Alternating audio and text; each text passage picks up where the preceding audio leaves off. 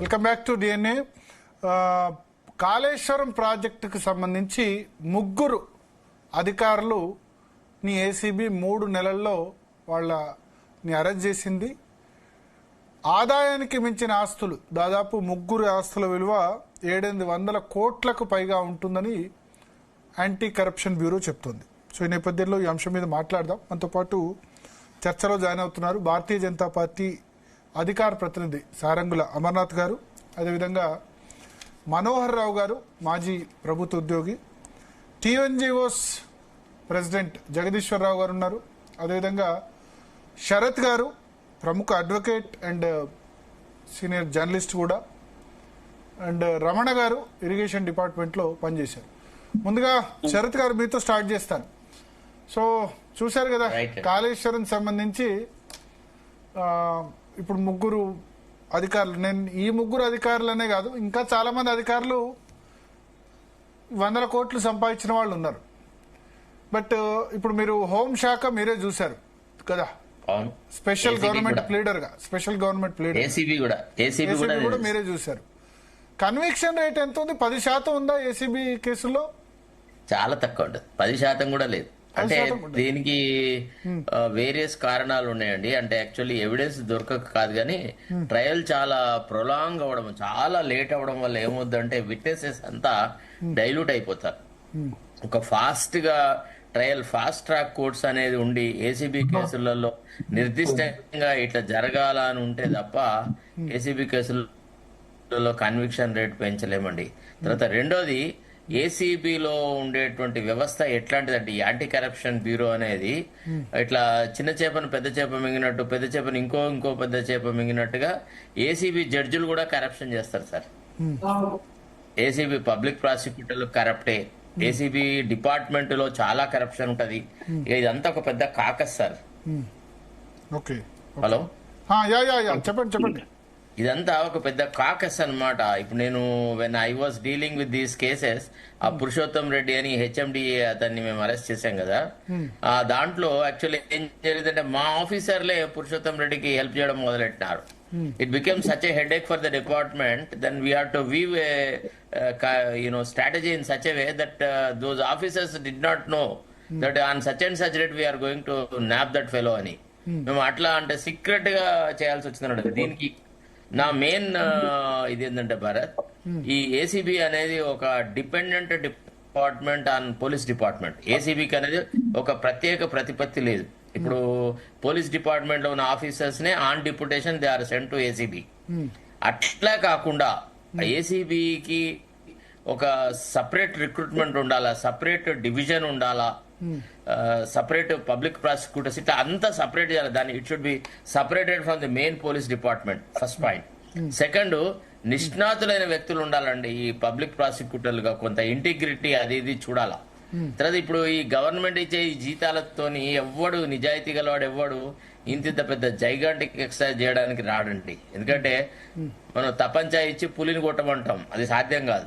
ఇప్పుడు తక్కువ జీతాలకు తక్కువ వాడుకున్నవాడు సణుగుతూ తర్వాత అది ఇది ఎంతసేపు భార్య. తక్కువ జీతాలు మీరు ఎవరు ప్రభుత్వ ఉద్యోగులకు తక్కువ జీతాలు అంటారా? కాదు, ఈ పబ్లిక్ ప్రాసిక్యూటర్లకు, జడ్జిలకు, వాడికి వీళ్ళకి, లాయర్స్ ఈవెన్ ప్రభుత్వోద్యోగుల విషయంలో కూడా నేను అంటాను వాళ్ళకి they should be given proper allowances, proper salary, proper everything. ఇంకా పెంచాలి, నాకు అభ్యంతరం లేదు. కరప్షన్ అంటూ తగ్గి ఒకవేళ అధికారులు అవినీతికి పాల్పడకపోతే వీళ్ళకు డబుల్ జీతాలు ఇచ్చినా గానీ ఈ దేశం ప్రగతి పథంలోనే. డబుల్ జీతాలు ఇచ్చినా అవినీతి చేయరని గ్యారంటీ ఏమైనా ఉందా సార్? దానికి చెక్స్ అండ్ బ్యాలెన్సెస్ ఉంటాయండి. ఇంతకుముందు నేను సుదీర్ఘంగా జయప్రకాష్ నారాయణతో మీ కాన్వర్జేషన్ విన్నాను. అట్లా కాదండి, ఇక్కడ క్వశ్చన్ ఏంటంటే ఒట్టిగా ఐడియాలజికల్ గా ఆదర్శవాదం కాదు, నీకు స్ట్రిక్ట్ యాక్షన్ ఉండాలి, స్ట్రిక్ట్ గా ఉండాలి. ఇప్పుడు ఫర్ ఎగ్జాంపుల్ ఇప్పుడు నేను చెప్తా, ఇప్పుడు ఇరిగేషన్ ఈఎన్సీ ఇప్పుడు వీళ్ళ ముగ్గురికి ఏమైనా తక్కువ జీతాలు ఉన్నాయా సార్? సార్ జీతాల సంగతి దేవుడెరిగే. అక్కడ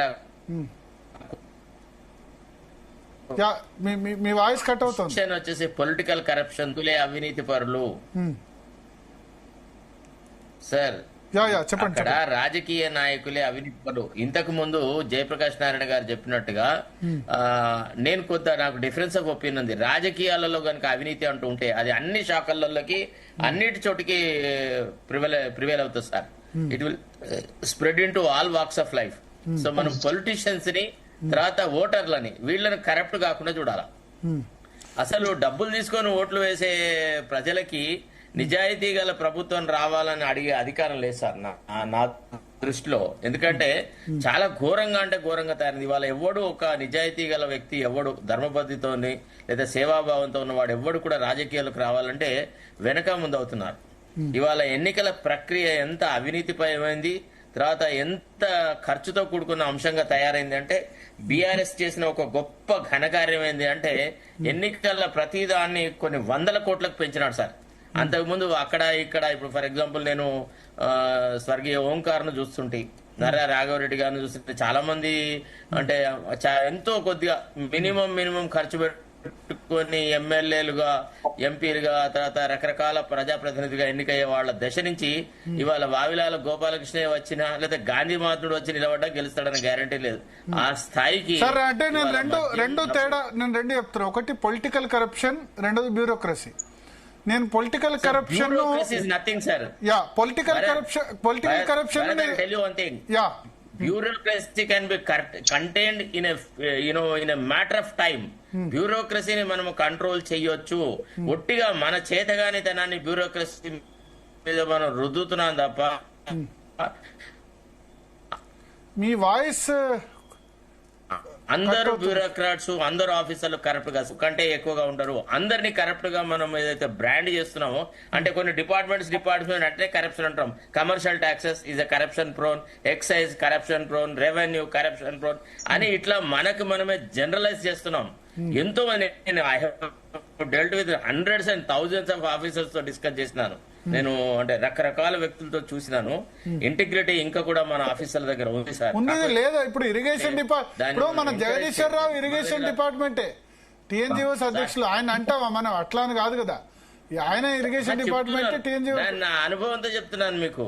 నా డిపార్ట్మెంట్ ఇప్పుడు సార్ నేనేమంటా అంటే ఏ డిపార్ట్మెంట్ మొత్తం కరప్ట్ ఉండదు, అలా అని డిపార్ట్మెంట్ మొత్తం సచ్చీలు ఉండరు. అది అన్నిట్లో మంచి చెడు ఉంటాయి.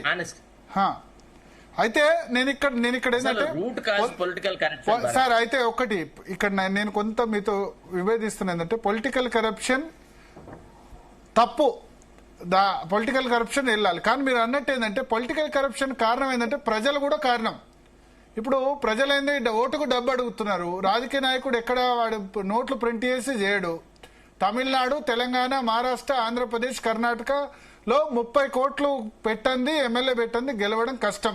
రేపటి ఎలక్షన్లో అయినా ఏ ఎలక్షన్లో అయినా ఎక్కడి నుంచి తీసుకొస్తాడు? ఒకటి.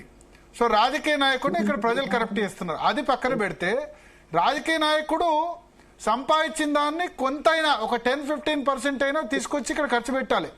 కానీ ఇప్పుడు హరేరామ్ కానీ లేకపోతే మురళీధర్ రావు కానీ వాళ్ళు నిజంగా నేరం చేస్తుంటే వాళ్ళు 10 తరాలు 100 తరాలు సంపాదించిపోయినారు. వాళ్ళేం రూపాయి ఖర్చు పెట్టాల్సిన అవసరం లేదు. ఈ రాజకీయ నాయకులు చేసిన కరప్షన్ లో కొంత ఇండైరెక్ట్ గా ప్రజలకు చేరుతోంది. కాళేశ్వరం ఫలితాలు అందే అంటారు కదా, కాళేశ్వరం ఫలితాలు ప్రజలకు కూడా అందాయి. ఎట్లా అంటే మునుగోడు ఎలక్షన్ లో, హుజరాబాద్ బై ఎలక్షన్ లో 5,000 నోట్లు 6,000 లక్ష మందికి పంచారంటే ఎక్కడి నుంచి? మొన్న 2023 ఎలక్షన్ లో బీఆర్ఎస్ లేదా కాంగ్రెస్ బట్టి ఖర్చు పెట్టి అంటే ఎక్కడి నుంచి? అది ప్రజల సొమ్మే. ప్రజల సొమ్ము మళ్ళీ ప్రజలకు అందుతుంది.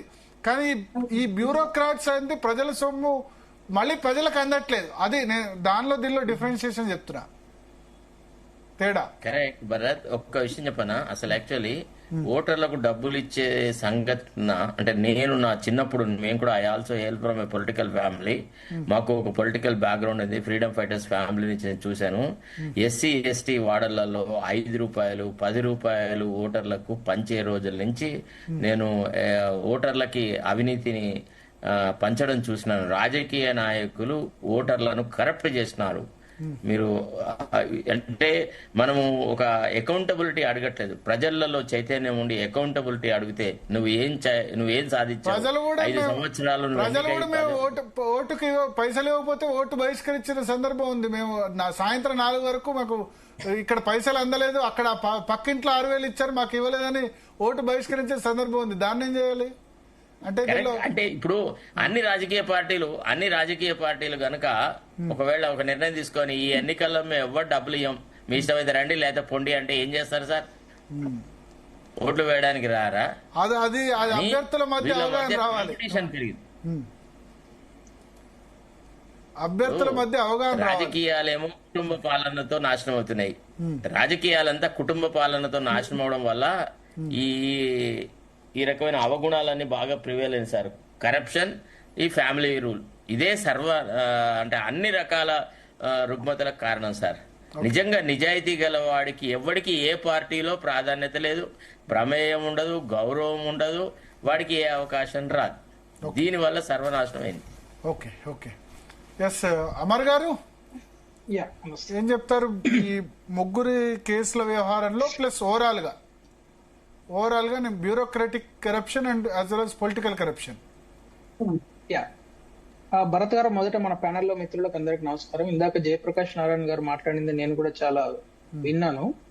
అయితే ఇక్కడ ఒక ఇంపార్టెంట్ సిగ్నిఫికెంట్ డిస్టింగ్విష్మెంట్ ఏంటంటే డిఫరెన్స్ పొలిటికల్ కరప్షన్ ఇండియాలో, ఎస్పెషల్లీ భారతదేశం లాంటి సొసైటీలో పొలిటికల్ కరప్షన్ అనేది మొదటి నుంచి కూడా అంటే చాలా ఇట్లా బాగా ఇంటర్ట్వైన్ అయి ఉంది. అయితే దాన్ని టెక్నాలజీ మూలంగా కొంత రిపేర్ చేసుకుంటూ వచ్చాం. ఇందాక మీరు మాట్లాడుతూ ఒక విషయం అన్నారు, డీబీటీ వచ్చిన తర్వాత పైన ₹1 ఇస్తే డైరెక్ట్ ₹1 చేరుకునే విషయం వచ్చింది. జన్ధన్ ఖాతాలు వచ్చినాయి, మొబైల్ బ్యాంకింగ్ వచ్చింది. ఆ తర్వాత జామ్ ట్రినిటీ అంటున్నాం మనం, అంటే జన్ధన్ ఆధార్ లింకింగ్ వచ్చింది. సో ఈ విధంగా సామాన్య జనాలు, ఎస్పెషల్లీ పేదవాళ్ళు, వారికి రావాల్సిన పెన్షన్ గురించో, లేకుంటే వారికి రావాల్సిన ఒక గృహం గురించో, లేకుంటే వారికి రావాల్సిన ఒక ఏదైనా ఒక గవర్నమెంట్ బెనిఫిట్ గురించో ఎవరి దగ్గరకో వెళ్లి ₹4 ఇవ్వాల్సిన, కరప్షన్ చేయాల్సినంత అంటే బ్రైబ్ ఇచ్చి ఆ సేవ తీసుకోవాల్సిన అగత్యం చాలా వరకు తగ్గిపోయింది. అయితే ఇది తగ్గిపోయినా కూడా ఈ రోజు కామన్ అంటే ఇప్పుడు పేదవాళ్ళకు సంబంధించిన సబ్జెక్ట్ వచ్చినప్పుడేమో ఒక రకమైన కరప్షన్ కనబడుతుంది సొసైటీలో. అంటే పేదలకు ఇంతకు ముందు 100 అకౌంట్ల పేర్ల మీద డబ్బులు తీసుకునేటవాళ్ళు. సపోజ్ పెన్షన్లే ఉన్నాయి, బిఫోర్ ఆధార్ లక్షల అకౌంట్లు పెన్షన్లు వచ్చేవి. ఎక్కడికి వచ్చేవి? కలెక్టరేట్ లోనో ఎక్కడో 4-5 కలిసి పంచుకునేటవాళ్ళు. ఇది సరైన టెక్నాలజీ లేకుండా దాన్ని మనం చాలా వరకు తగ్గించగలిగాం. అయితే ఇక్కడ ఒక ప్రధానమైన కరప్షన్ ఏం జరుగుతుందంటే, ఏదైనా అభివృద్ధి పని జరిగినప్పుడు, లైక్ కాళేశ్వరం. ఇప్పుడు కాళేశ్వరం దాని ఇంటెన్షన్ ఏంది? ఒక పెద్ద ఇరిగేషన్ ప్రాజెక్ట్ కట్టి తెలంగాణ ప్రజలకు మేలు చేయాలి, రైతులకు మేలు చేయాలి. దాని ఇంటెన్షన్ అది ఉంటుందని ప్రజలు అనుకున్నారు. కానీ దాని ఇంటెన్షనే అసలు ఇక్కడ ఓకే 30,000 కోట్లు నాకు ఖర్చు ఉన్నది కాబట్టి 30,000 కోట్ల ప్రాజెక్టు 30,000 కోట్లు నేను తినాలి కాబట్టి ఎన్ని కోట్ల ప్రాజెక్ట్ ఉండాలి అంటే ఇదంతా రివర్స్ ఎకానమిక్స్ చేసేసి ఇలాంటి ఒక లార్జ్ ప్రాజెక్టులను ప్రజల మీద రుద్ది మనకు అవసరం లేని ఖర్చంతా పెట్టేసి, ఇప్పుడు చూడండి ఐ థింక్ మీ ఛానల్లోనో మీరేనో ఇంకెవరో అన్నట్టున్నారు, నాకు జ్ఞాపకం ఉంది, ఒక బూక్యా హరిరామ్ అట్లాగే శ్రీధర్, ఇప్పుడు ఫ్రెష్ గా మురళీధర్, వీళ్ళ దగ్గర ఏవైతే జప్తు చేసిన డబ్బులు ఉన్నాయో ఆ డబ్బులతో మేడిగడ్డ రిపేర్ అవుతుంది, ఇంకా డబ్బులు మిగులుతాయేమో నాకు తెలిసి. సో అంత దారుణంగా మీరు కోట్ల డబ్బులు వస్తూ ఉంటే ఒక హెచ్ఎండి ఆఫీసర్ దగ్గర మీరు రైడ్ చేస్తే 1,500 కోట్ల ఆస్తులు రావడం ఏంటండి? అంటే ఇది ఎక్కడికి అంటే ఇప్పుడు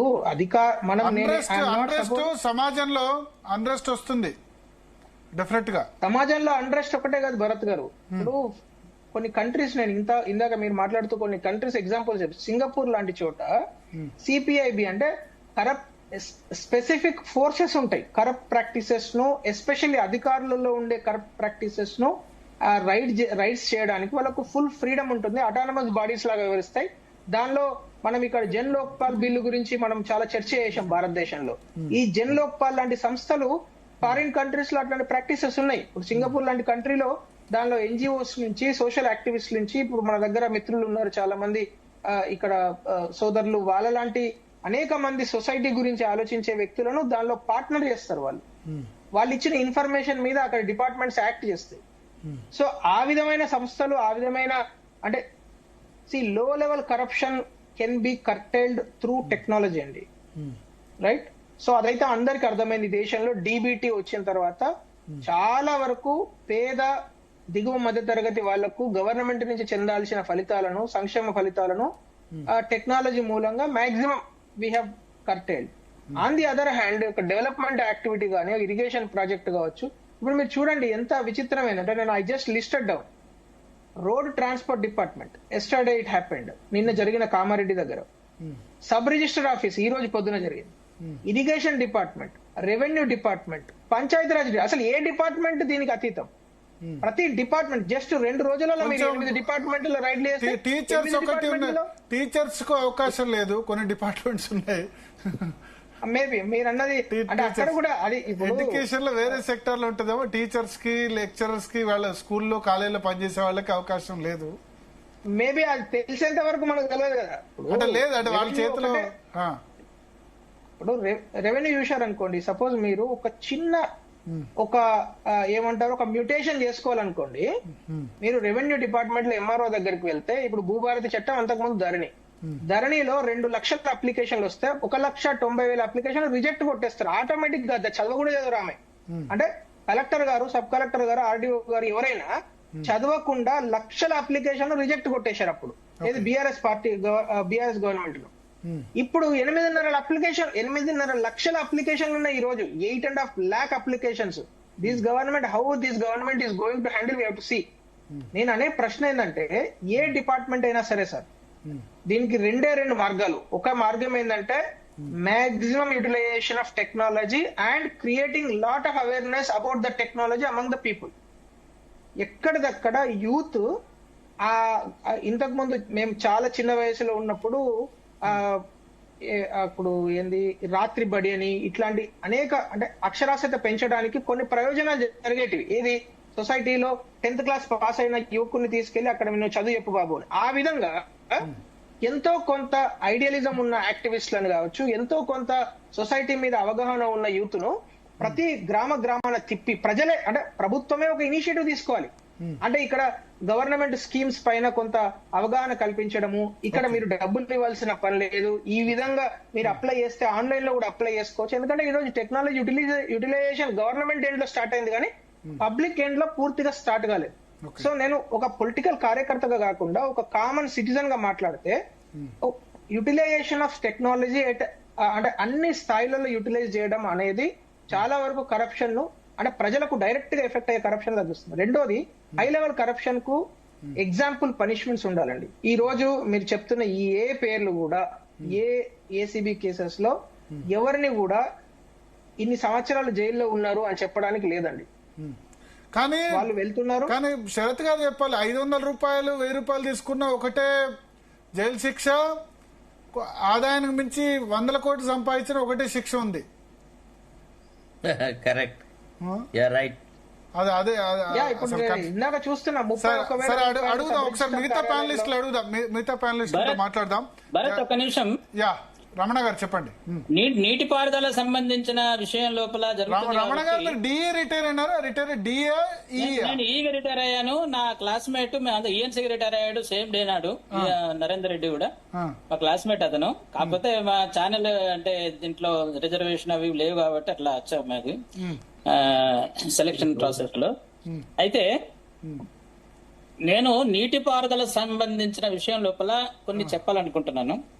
నేను నా కళ్ళ ముందట అంటే నేను నా కళ్ళతో చూసాను. నేను అవినీతి అనేది జలయజ్ఞం లోపల అవినీతి అంటే లార్జ్ స్కేల్ లో అవినీతి స్టార్ట్ అయింది. జలయజ్ఞము ధనయజ్ఞం అని చెప్పి రోజు పేపర్ లో వచ్చేటప్పుడు నా కళ్ళతో నేను డి టెక్నికల్ గా ఉన్నప్పుడు ఒక ఐబిఎం చేంజ్ చేయడం అన్నమాట. 381 crores కాంట్రాక్టర్ కి లాభం యాడ్ చేసి ఐబిఎం మార్చి కాంట్రాక్టర్ కు 381 crores అప్పనంగా అప్పచెప్పారు. అది లోకాయుక్తలో కూడా దాని సుమోటోగా తీసుకున్నారు. 2 ఐబిఎంలు మన బెంచ్ మార్కులు 2 కూడా ప్రింట్ అయినాయి ఈనాడు లోపల.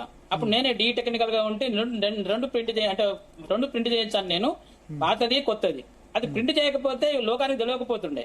ఆ ఎస్టిమేట్ కూడా కాల్చి పడేశారు. అప్పుడు తెలిసి దాని ఎస్టిమేట్ కూడా 381 crores యాడ్ చేసి దాన్ని పెంచుకున్నారు. అంటే ఒక సిస్టమేటిక్ అంటే చిన్న చిన్న ఇప్పుడు భరత్ గారు అన్నట్టు చిన్న చిన్నవి కాకుండా ఈ పెద్ద పెద్ద లెవెల్ లోపల ఏ డిపార్ట్మెంట్ లో అయితే మనకు అవినీతికి ఆస్కారం ఉంది, ఇంకొక చిన్న ఇక్కడ పెద్ద ఏంటంటే అన్ని డిజిటల్ గా అంటే ఇప్పుడు ఎలక్ట్రానిక్ ఎంత అయిందో ఈ ప్రొక్యూర్మెంట్ లో కూడా ఇప్పుడు ఏం చేశారంటే అప్పుడు నవరత్నాలు అని చెప్పేసి 9 మందిని మాత్రమే ఎన్లిస్ట్ చేశారన్నమాట. అప్పుడు రాజశేఖర రెడ్డి గారి గవర్నమెంట్ లోపల నవరత్నాలు వాళ్ళు మాత్రమే కాంట్రాక్ట్ టెండర్ వేయాలి. ఒక 3 వర్క్స్ ఉన్నాయి, పెద్ద వర్క్స్.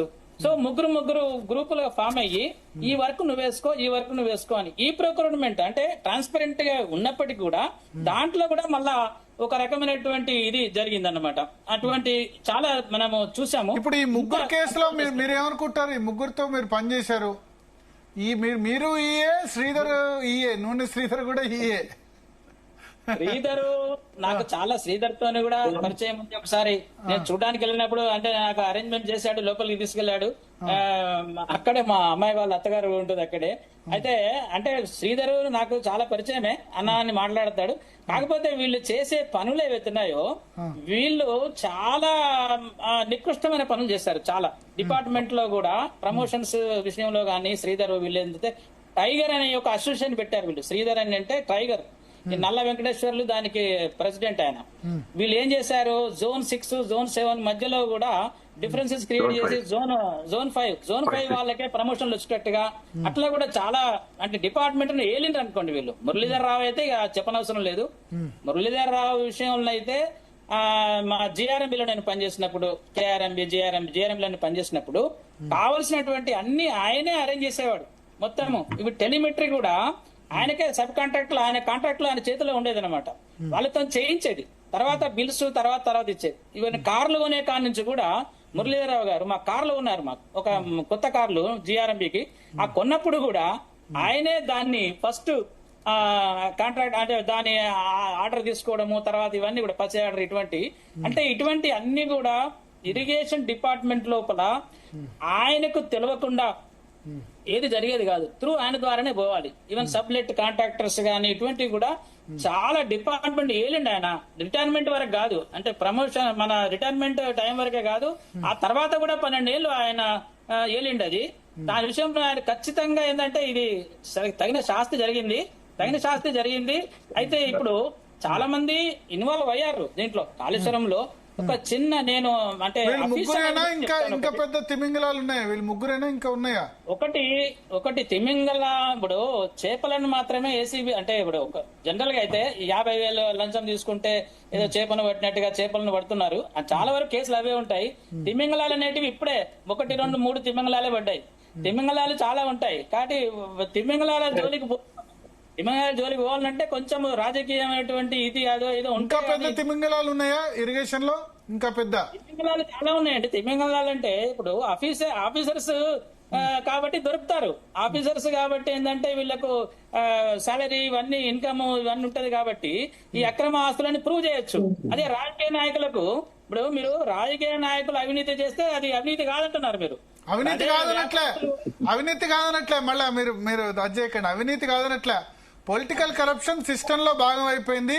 ఆ పొలిటికల్ కరప్షన్ ను వాళ్ళు ఏమని చెప్తున్నారు, మేము ఎట్లా ఎలక్షన్ లో ఎట్లా ఖర్చు పెట్టాలి, 30 కోట్లు ఎట్లా ఖర్చు పెట్టాలి, మళ్ళీ ప్రజలకు పంచుతామని చెప్తున్నారు. అది వేరే ఇది వేరే అంటున్నా, అంతే తప్ప రాజకీయ నాయకులు కరప్షన్ కాదనట్లే. తమిళనాడు, తెలంగాణ, ఆంధ్రప్రదేశ్, మహారాష్ట్ర, కర్ణాటకలో మీరు ఏ ఎన్నిక గెలవాలన్నా 30 కోట్లు ఖర్చు పెట్టాల్సిందే. కానీ ఇప్పుడు హరే రాము లేకపోతే మురళీధరరావు ఖర్చు పెట్టాల్సిన అవసరం లేదు. ఇంకో 100 తరాలు సంపాదించారు. ఒకవేళ నిజంగా ఇది గనక కరెక్ట్ అయితే, ఏసీబీ చెప్తుంది అయితే, వాళ్ళు నిర్దోషులు కూడా కావచ్చేమో. ఒకసారి జగదీశ్వర్ రావు గారితో మాట్లాడదాం. అధ్యక్షులు కూడా మంత్రి అయిదాం అనే ఆలోచనలోనే డబ్బులు సంపాదించాడు ఆయన ఎమ్మెల్యే అయ్యి. అంటే నాకు తెలిసినంత వరకు నాకు తెలుసు ఆయన చాలా క్లోజ్. జగదీశ్వర్ రావు గారు చెప్పండి, టీఎన్జిఓస్ అధ్యక్షులు. జూనియర్స్ మా టీవీ ఛానల్ లో ఉన్న అందరికీ నమస్కారాలు. అందరి దగ్గర వాళ్ళే.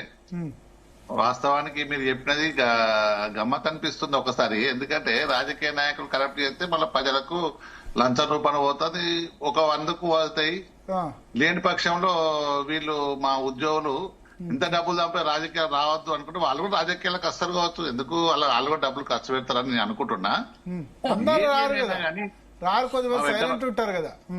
రాజకీయ నాయకుడు అయితే ఖర్చు పెట్టాలి. వాళ్ళ ఇప్పుడు ఎంపీటీసీ జెడ్పీటీసీ ఎలక్షన్స్ వస్తున్నాయి, చూద్దాం. సర్పంచ్ ఎలక్షన్ ఓటు లేనిది, లిక్కర్ లేనిది పబ్లిక్ ఓటేస్తారో చూద్దాం. ఈ గారు అక్కడ మాట్లాడుతుంటూ ఇంతకుముందు చెప్పిండ్రు అప్పుడు జలయజ్ఞం ధనయజ్ఞం అని నేను చెప్పాలనా ఒక మాట, ఉత్తరప్రదేశ్ లో ఎంపీ ఎలక్షన్ కి ఎంత ఖర్చు అవుద్దో మన దగ్గర జెడ్పీటీసీ ఎలక్షన్ కి అంతకంటే ఎక్కువ ఖర్చు అవుద్ది. ఎంపీ ఎలక్షన్ ఉత్తరప్రదేశ్, బీమారు స్టేట్స్ అంటారు కదా, వాళ్ళు ఇంకా బీమార్లోనే ఉన్నారు. బీమారే కాదు, గుజరాత్ లో ఎంపీ ఎలక్షన్ కి ఎంత ఖర్చు అవుద్దో మన దగ్గర ఎంపీటీసీ జెడ్పీటీసీ కూడా అంతకంటే ఎక్కువ ఖర్చు పెట్టాల్సి వస్తుంది.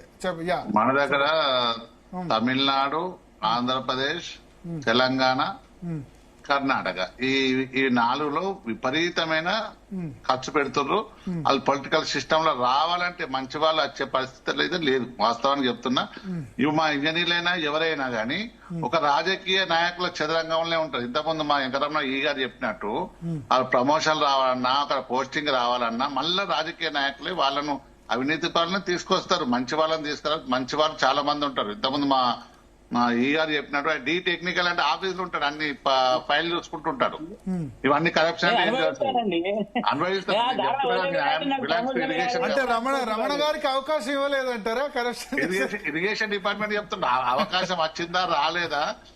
యాక్చువల్ గా వాస్తవానికి దీన్ని సిస్టమ్ నడిపేదంతా పొలిటికల్ సిస్టమే. మీరేమన్నా అనుకోండి, మీరు నేను ఎంప్లాయీస్ పక్షపాతిని కావచ్చు, అందరూ అవినీతి పరులుగా మనం చిత్రీకరించలేం. పొలిటికల్ కరప్షన్ అనేది పొలిటికల్ వాళ్ళు ఎవరు కావాలంటే వాళ్ళని పెట్టుకుంటారు.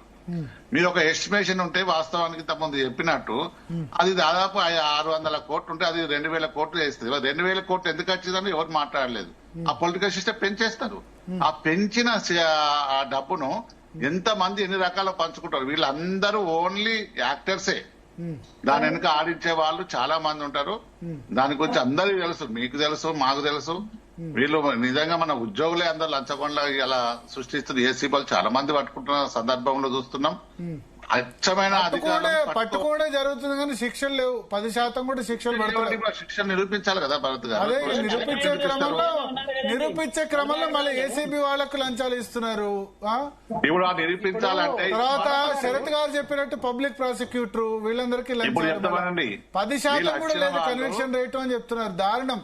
10% భరత్ గారు వీళ్ళు వచ్చిన వాళ్ళు మా చుట్టూ పొలిటికల్ చుట్టూ తిరిగి తిరిగి తిరిగి వాళ్ళ ఆస్తులన్నీ కరగబెట్టి వాళ్ళ కుటుంబం నాశనం అవుతుంది. నేను చెప్తున్నా, మా ఉద్యోగులకు కూడా ఒక విన్నపం చేస్తున్నా, మీరు ఇటువంటి ఏసీబీ ట్రాప్ అయి కరప్షన్ ట్రాప్ అయితే మీ కుటుంబం, మీ వ్యవస్థ అంతా భ్రష్టు పట్టిస్తుంది.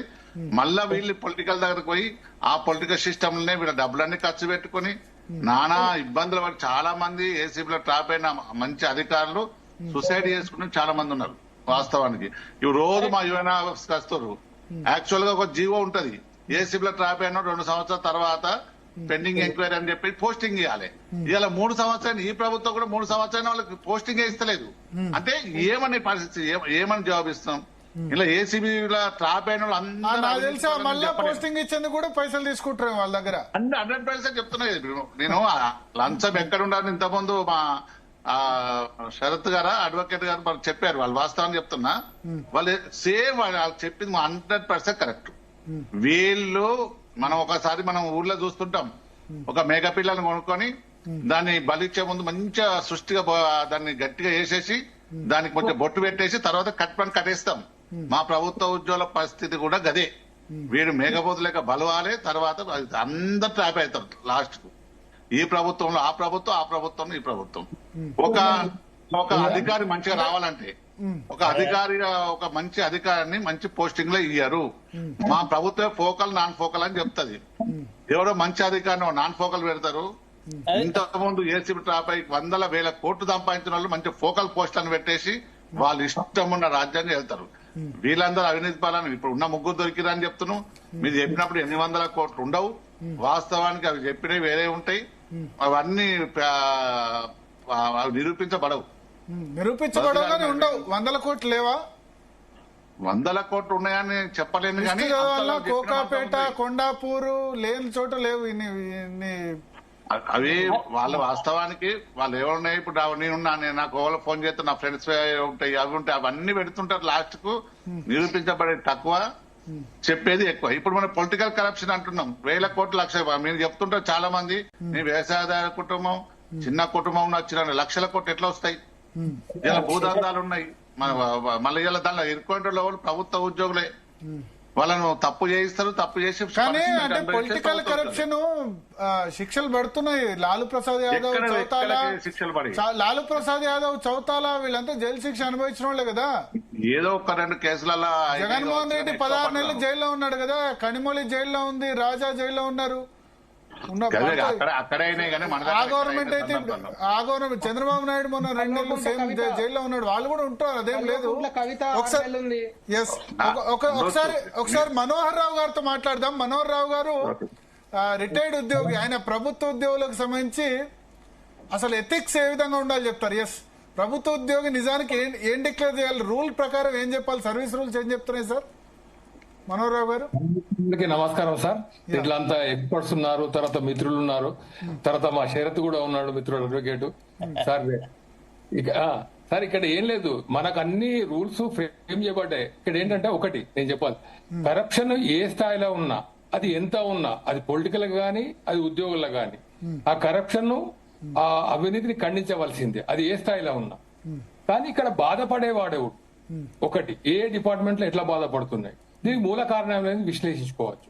కానీ మా కండక్ట్ రూల్స్ ఏం చెప్తాయి, నిజానికి చాలా బాగా మంచిగా ఇవి ఏర్పాటు చేయబడ్డాయి. నేను క్లాసులు తీసుకున్నప్పుడు కూడా చెప్తాను, ఈ ప్రవర్తన నియమావళి ఏం చెప్తుంది, సింపుల్ చెప్తాను. నీకు రూల్ ఒక చెప్తుంది ఏంటంటే, ప్రతి సంవత్సరం నువ్వు అమ్మినా కొన్నా పర్మిషన్ తీసుకో, నీ సంబంధిత డిపార్ట్మెంట్ కి ఇట్లా ఎంతమంది ఇస్తున్నారు ఒకటి, అది చూడాలి. అట్లా ఇచ్చిన తర్వాత మనం భయపడాల్సిన పని లేదు ఉద్యోగి ఒకటి. 2 ఇక్కడ ఏంటంటే, తర్వాత మనం ఫారెన్ నుంచి ప్రతిది కూడా డబ్బు తీసుకున్నా కూడా 10,000 మించినా కూడా రూల్ ఏం చెప్తుంది అంటే, నువ్వు ఇంటిమేట్ చేయమని చెప్తుంది. తర్వాత మూవబుల్ ఇమ్మూవబుల్ ప్రాపర్టీస్ ఉన్నప్పుడు ఏం చెప్తుంది, నువ్వు ఇమ్మూవబుల్ అంటే ఇండ్లు గాని ఈ ప్లాట్లు గాని ఇతరత్ర అపార్ట్మెంట్లు రకరకాల ఇమ్మూవబుల్ తీసుకున్నప్పుడు ₹1 పర్మిషన్ తీసుకోమంటది. క్లియర్ గా ఉన్నాయి. కాబట్టి అటువంటి మూవబుల్ అయినప్పుడు 1,00,000 పైన ఉంటే తీసుకోమంటాయి. ఇట్లా ఎన్ని డిపార్ట్మెంట్ వాళ్ళు ఎంతమంది తీసుకుంటున్నారు, ఎంతమంది అధికారుల నుంచి జనవరి 15కు ఇవ్వాలని ఉంటది, ఎంతమంది తీసుకున్నారు, ఇది మనం పరిశీలించుకోవాలి. దీని గురించి కొంచెం మనం ఇన్లేట్ చేయాల్సిన అవసరం ఉంటుంది. అందరు పర్మిషన్ పెట్టినా ఏ ఆఫీసర్ పర్మిషన్ ఇస్తలేడు. రైట్ రైట్ రైట్ ఈ విషయంలో లంచం ఇవ్వాలి. ఇరిగేషన్ డిపార్ట్మెంట్ అయితే వాళ్ళు పర్మిషన్ ఇస్తలేరు. వినండి, దేర్ ఇస్ వినండి, చెప్పండి మనోహర్ రావు గారు. వినండి, if it is not provided, if it's not given accorded permission within 30 days, deeming provision వస్తుంది, deemed to have been given, you transact. అట్లా దాని గురించి లేదు. అయితే నేను అనేది ఏంటంటే, ఇక్కడ మన ఉన్నాయి రూల్స్ ఉన్నాయి. ఇప్పుడు అన్నట్టు పట్టుకుంటున్నారు చిన్న వాళ్ళని. బాధాకరం ఏంటంటే, ఉద్యోగులందరూ అవినీతి పరులు కాదు. ఎందుకంటే మంచి వాళ్ళు ఉన్నప్పటికీ నడుస్తుంది. కానీ ఎంతమంది ఉన్నారు, వాళ్ళకు ఏం ఎంకరేజ్మెంట్ ఉన్నాయని పరిశీలించుకోవాలి. నేనేమంటా అంటే, మాకు ఏం చెప్తా అంటే, ఉద్యోగం ఉంటే అత్యంత నైతిక ప్రమాణాలు కలిగి ఉండాలి మనము, తర్వాత చిత్తదృష్టితో చేయాలని మాకు చెప్తుంది. ఇట్లా మనం మా వాళ్ళు చేస్తున్నారు, చేయండి వ్యవస్థ నడవడం లేదు, మేము చేయండి నడవడం లేదు. కానీ ఇక్కడ ఏమవుతున్నాయి, యాక్షన్ తీసుకునేటప్పుడు ఏమవుతుందంటే టైమ్లీ యాక్షన్ లేదు. వేరే దేశాల్లో టైమ్లీ యాక్షన్ ఉంది, మన దగ్గర చట్టాలు ఉన్నాయి. కానీ ఇప్పుడు మీరు అన్నట్టు ఏసీబీలో ఇంతమంది 100 మంది పట్టుకున్నా 90 మంది కూడా కన్విక్షన్ అవుతులేరంటే కారణాలు ఏంది, అది విశ్లేషించాలి. తర్వాత ఇంకొకటి ముఖ్యంగా తెలియాల్సిందంటే, ఈ సిటిజన్ చార్టర్ నా ఉద్దేశంలో స్ట్రిక్ట్ గా కొన్ని రోజులు పెట్టారు.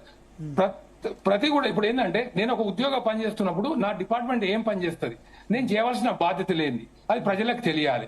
కొంతమంది తెలుసు, కానీ ఇంకా విస్తృత ప్రచారం కావాలి అంటే నా భావన చెప్తున్నా. తర్వాత దానికి ఒక టైం ప్రోగ్రామ్ పెట్టాలి, దాని ప్రకారం పనిష్మెంట్స్ ఉండాలి, టైమ్లీ యాక్షన్ ఉండాలి.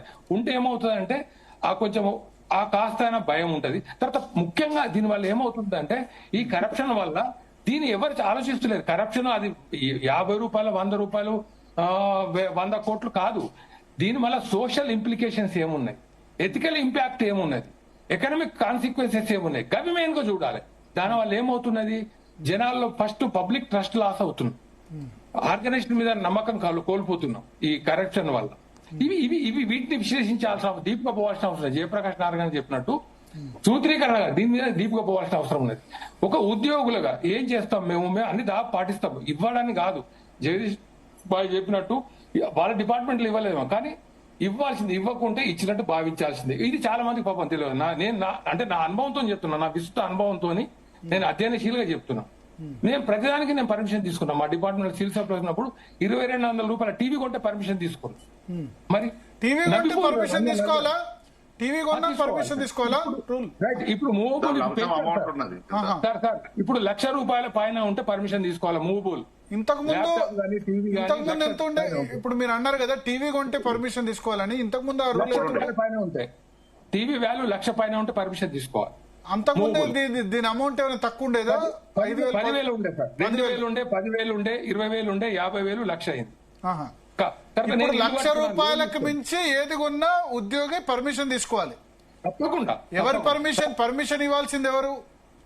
Permission competent authority. Competent authority అంటే అపాయింటింగ్ అథారిటీ ఇవ్వచ్చు, లేదంటే పవర్స్ డెలిగేట్ చేస్తే కింది వాళ్ళు ఇవ్వచ్చు. లేదంటే చాలా మందికి అవగాహన లేదు. ఎస్, అంటే ఉద్యోగులే కాదు, ప్రజలకు కూడా అవగాహన లేదు, ఈ విషయం తెలియాలి. వినండి సార్, జనవరి 15 నాడు ఎవ్రీ ఇయర్ సబ్మిట్ చేయాల్సి ఉంటుంది property statement in annexure 1, annexure 2. నా తరఫున నేనే కాదు, నేను ఉద్యోగైనా నా భార్య పిల్లలు కొన్నా అమ్మినా ఇంటిమేట్ చేయాల్సి ఉంటది. నా భార్య పిల్లల మీద ఆస్తులున్నా కూడా ఇంటిమేట్ చేయాల్సి, మంచి ఉద్దేశంగా పెట్టడం జరిగింది. నేను తప్పుగా అర్థం చేసుకోవద్దు. ఇది చాలా మందికి కొత్త తెలియకపోవచ్చు. మేము ఎన్లైట్ చేస్తుంటాం, చెప్తుంటాం. కొందరు ఏమంటారు, మాకెవరు మా సార్ అడగలేదని. కానీ రూల్ యాక్షన్ వచ్చేసరికి ఏమైతే తెలుసా, ఏసీబీ వాళ్ళు సార్ నా పరిశీలనలో వాళ్ళకి ఏం దొరకకపోతే ప్రాపర్టీ స్టేట్మెంట్లు ఇవ్వలేదని చెప్పి మా కరీంనగర్లో 4 డిసిప్లినరీ యాక్షన్ తీసుకున్నారు. ఆయన ఏమంటాడు, నీ బాధ్యత ఐదైన ఎంప్లాయీగా you should know the rule position అంటది. ఆ రూల్ అదే చెప్తుంది. అంటే ఒక ప్రభుత్వ ఉద్యోగం నేను ఎప్పుడైతే నియామకం కావించబడతానో నాకు ఒక బౌండెడ్ డ్యూటీ ఉంటుంది. నేను అన్ని తెలుసుకోవాల్సిన అవసరం ఉంటుంది. నా పై అధికారి చెప్పాల్సిన అవసరం లేదు అంటది. అక్కడ ఇది కేసులా వచ్చేసరికి శరత్ గారు చెప్పగలరు ఇక వివరించి.